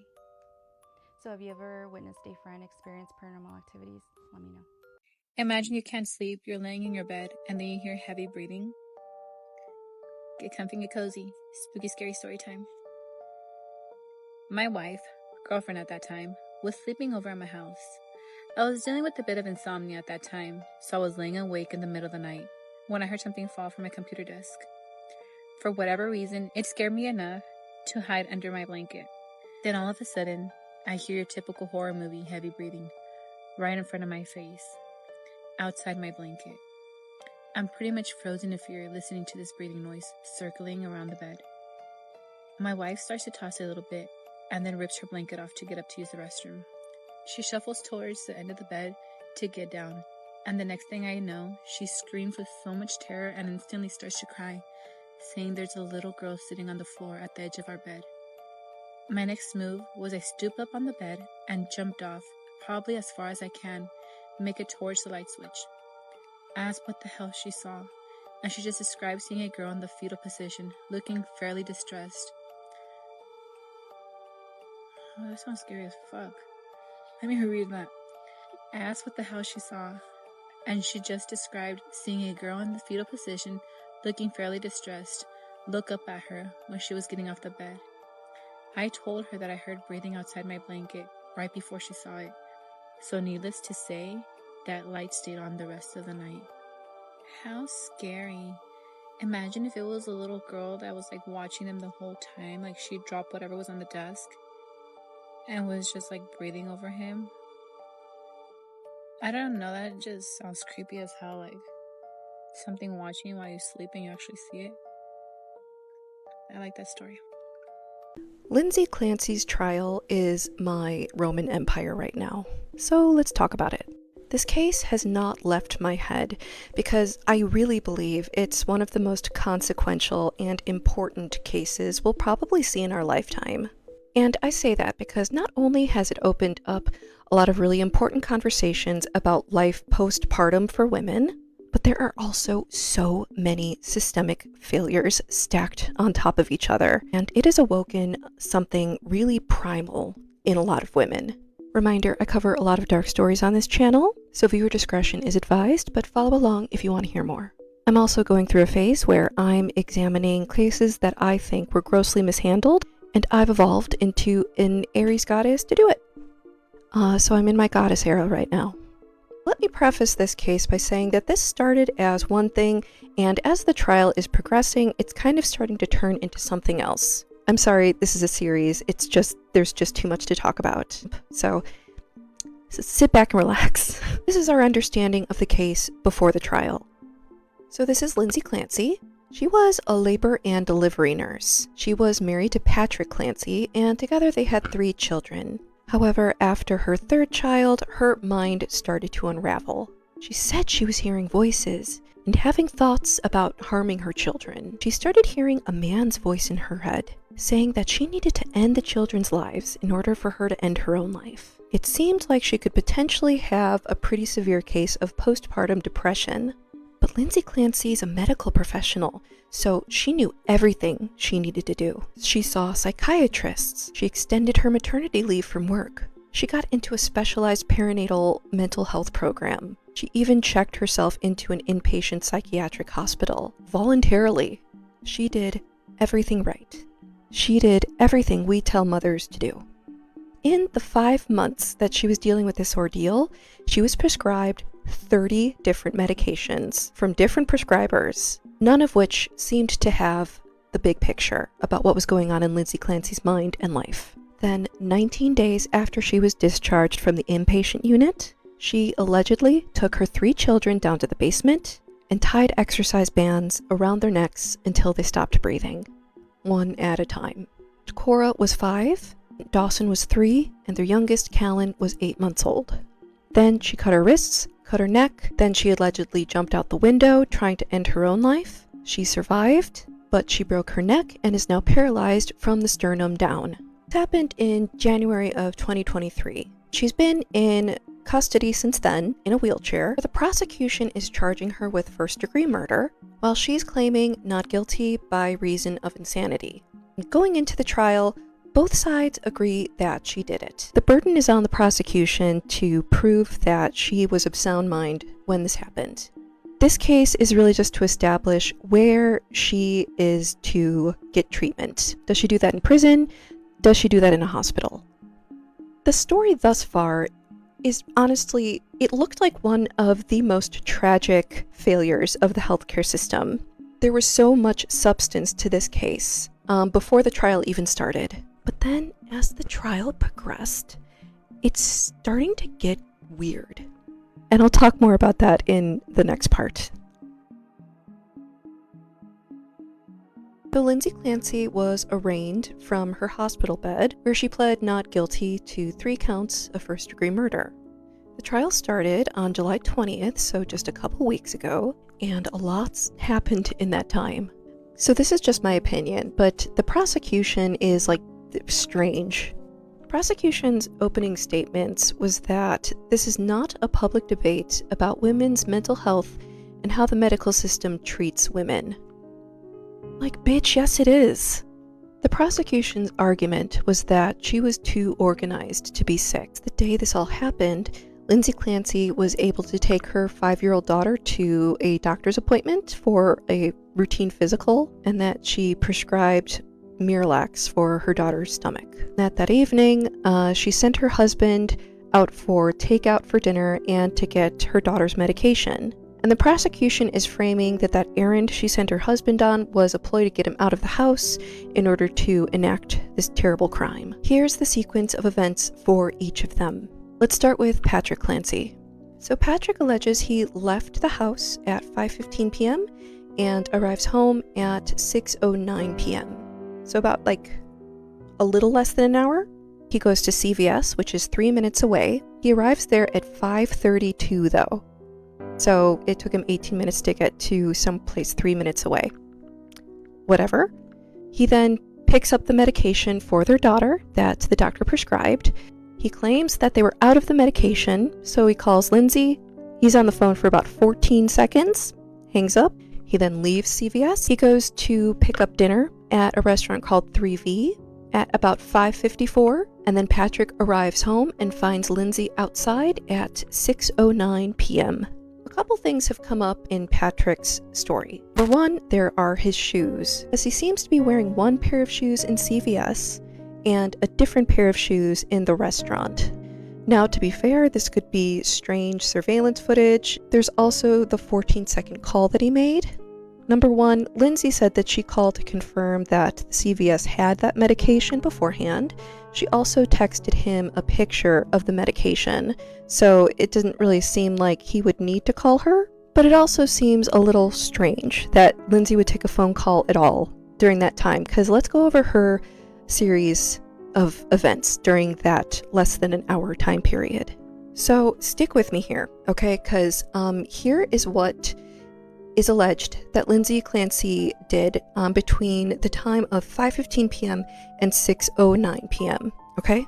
So between this time, it's alleged that Lindsay Clancy crushed up all of her psychiatric medication, administered it to each of her children, took them down one by one into the basement into 2 rooms, wrapped the exercise band around each of their necks until they stopped breathing, one at a time. Then she went upstairs, took more of that crushed up medication herself, cut her wrists, cut her throat, and then threw herself out the window. And during all of this series of events, she answered the phone for 14 seconds. Paramedics said when they found her that she was unconscious and not able to speak because her thyroid was crushed. And a crushed thyroid is usually associated with strangulation and not so much a spinal cord injury. And then there's her body temperature. Doctors claim that her body temperature was 82 degrees in the hospital. That's almost clinically, not alive. But it also takes a really long time for your body to drop that much. Let's be generous and say that, Lindsay Clancy lost a lot of blood. Her thyroid was not working correctly. She had a spinal cord injury, and it was January. Let's estimate that max, she maybe was outside for a half hour. From what I could gather, it takes usually about 16 hours for a body to drop that much under normal circumstances. But with everything that happened to Lindsay, it would probably take, a couple hours for her body temperature to drop that low. But considering the timeline, it just seems almost impossible. Patrick claimed that when he got home, Lindsay told him that the kids were in the basement, but the paramedics said that she was not able to talk and was unconscious. When Lindsay regained consciousness, she changed her medical proxy immediately from her husband Patrick to her parents because she said she could trust them. police did not really investigate the crime scene at all. They just took Patrick's word for it. I don't know if it's because he seemed really distressed, or it seemed like he was trustworthy, or because Patrick has connections to the Massachusetts Police Department. Patrick Clancy was also in a relationship for months after all of this happened. He's now married and has another child with this woman, who they will not release the age because...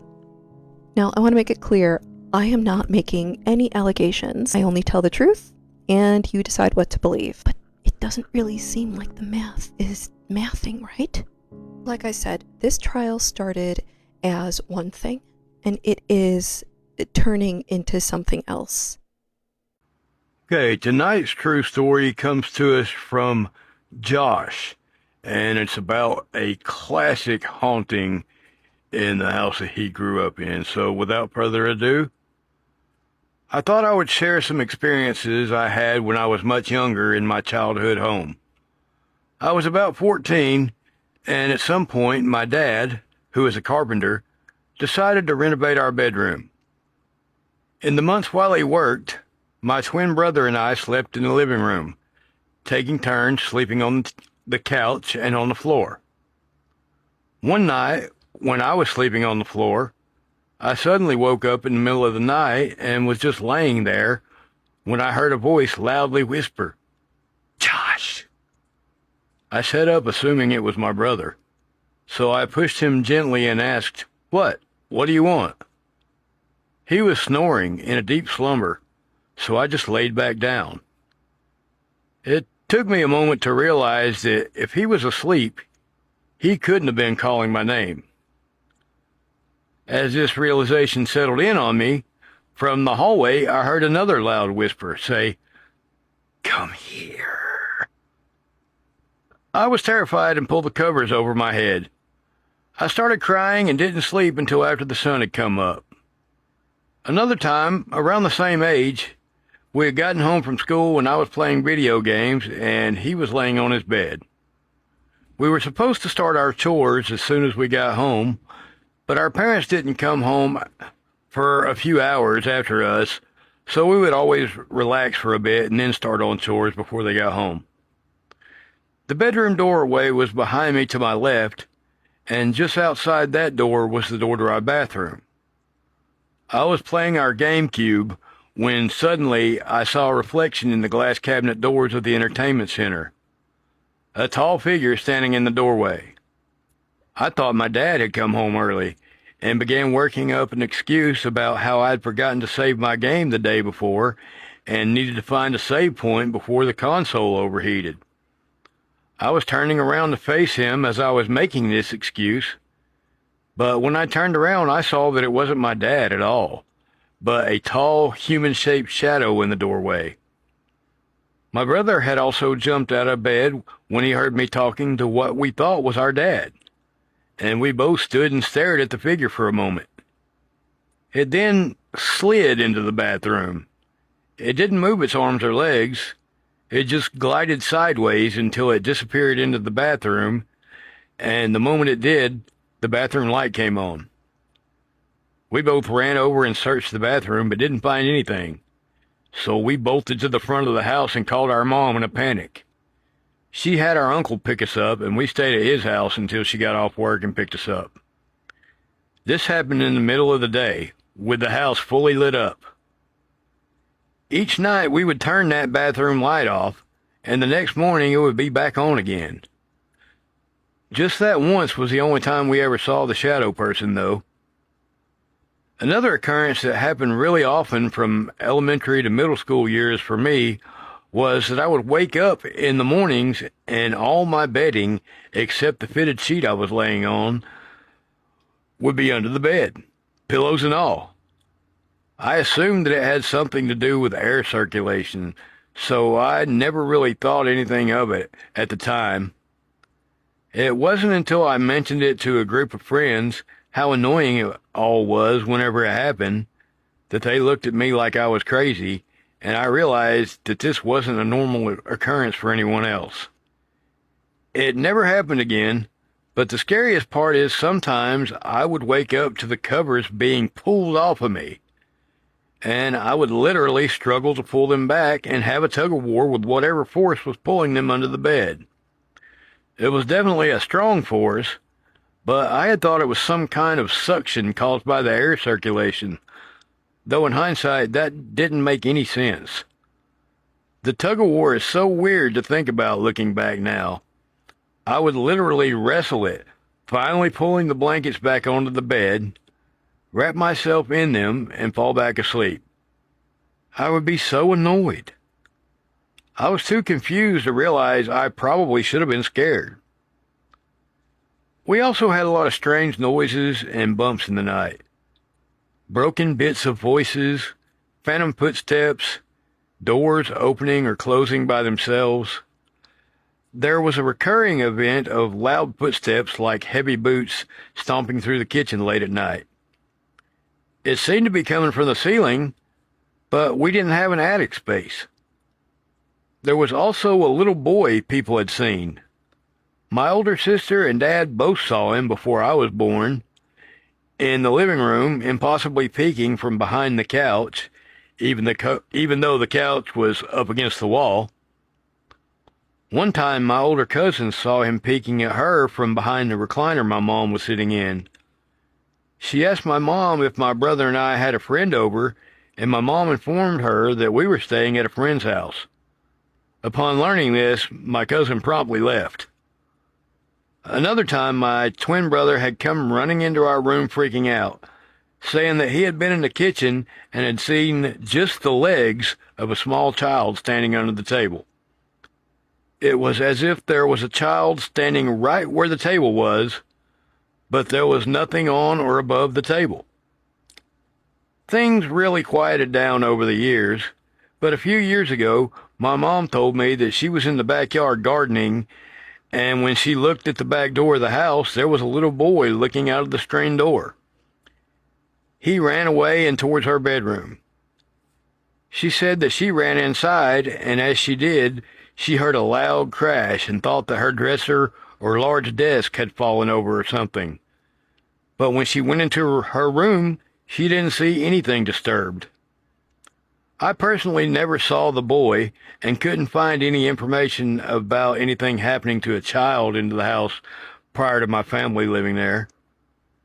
I have looked into the history of the property and past owners, but I couldn't find anything particularly tragic that happened at the house. Apparently, a guy in his early 20s did pass away in a car accident while living at the home, but the crash took place on the other side of town. I couldn't find anything related to the little boy. The only passing I know of occurring at the house for certain was my grandmother.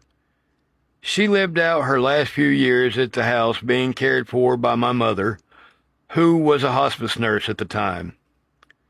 She was very cheerful and religious and was always singing gospel hymns.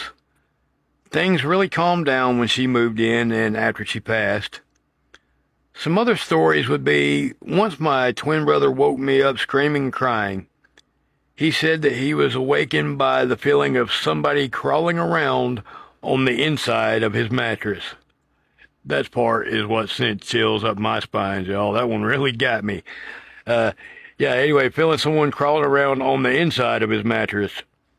We both ended up sleeping in the living room that night. Thankfully, I never experienced the same thing, but there were a handful of times when I could distinctly feel as something unseen sat down on the edge of my bed in the middle of the night. Another time, my brother and I were in our room after school, and I was trying to take a nap. Our door creaked open, and I heard footsteps approach my bed. My twin asked, "Did you just come in?" I said, "No." And he said, "Oh, well, whoever just walked to your bed, it wasn't anybody." And I just said, "Okay," and even eventually did take that nap. It was daytime, which was less scary, and whatever was in the house didn't feel scary most times.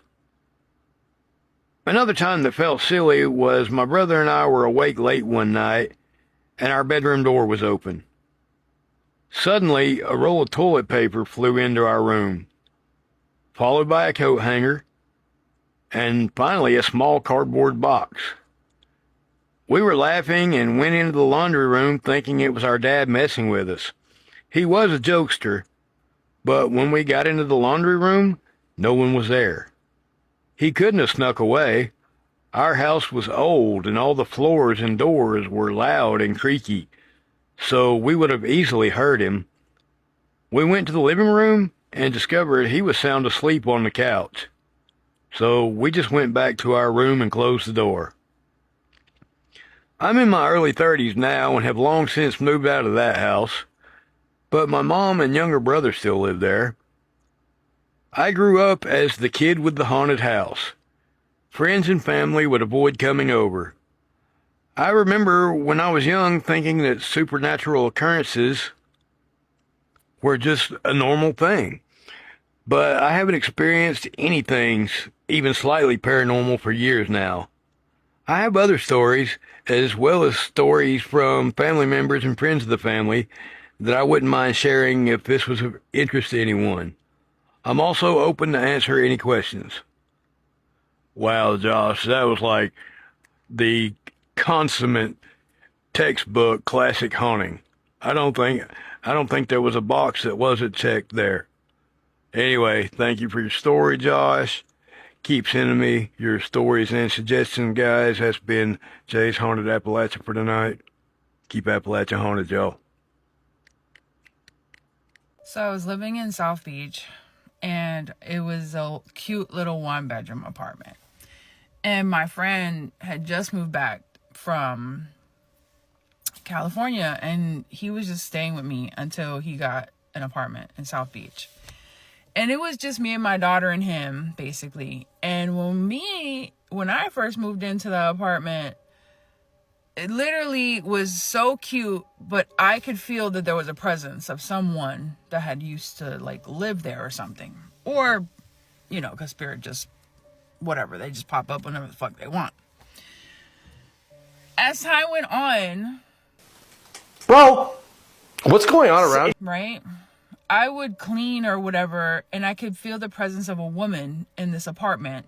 And she kind of gave me like the 50s vibe with like house dress on and like a headband and flippy hair.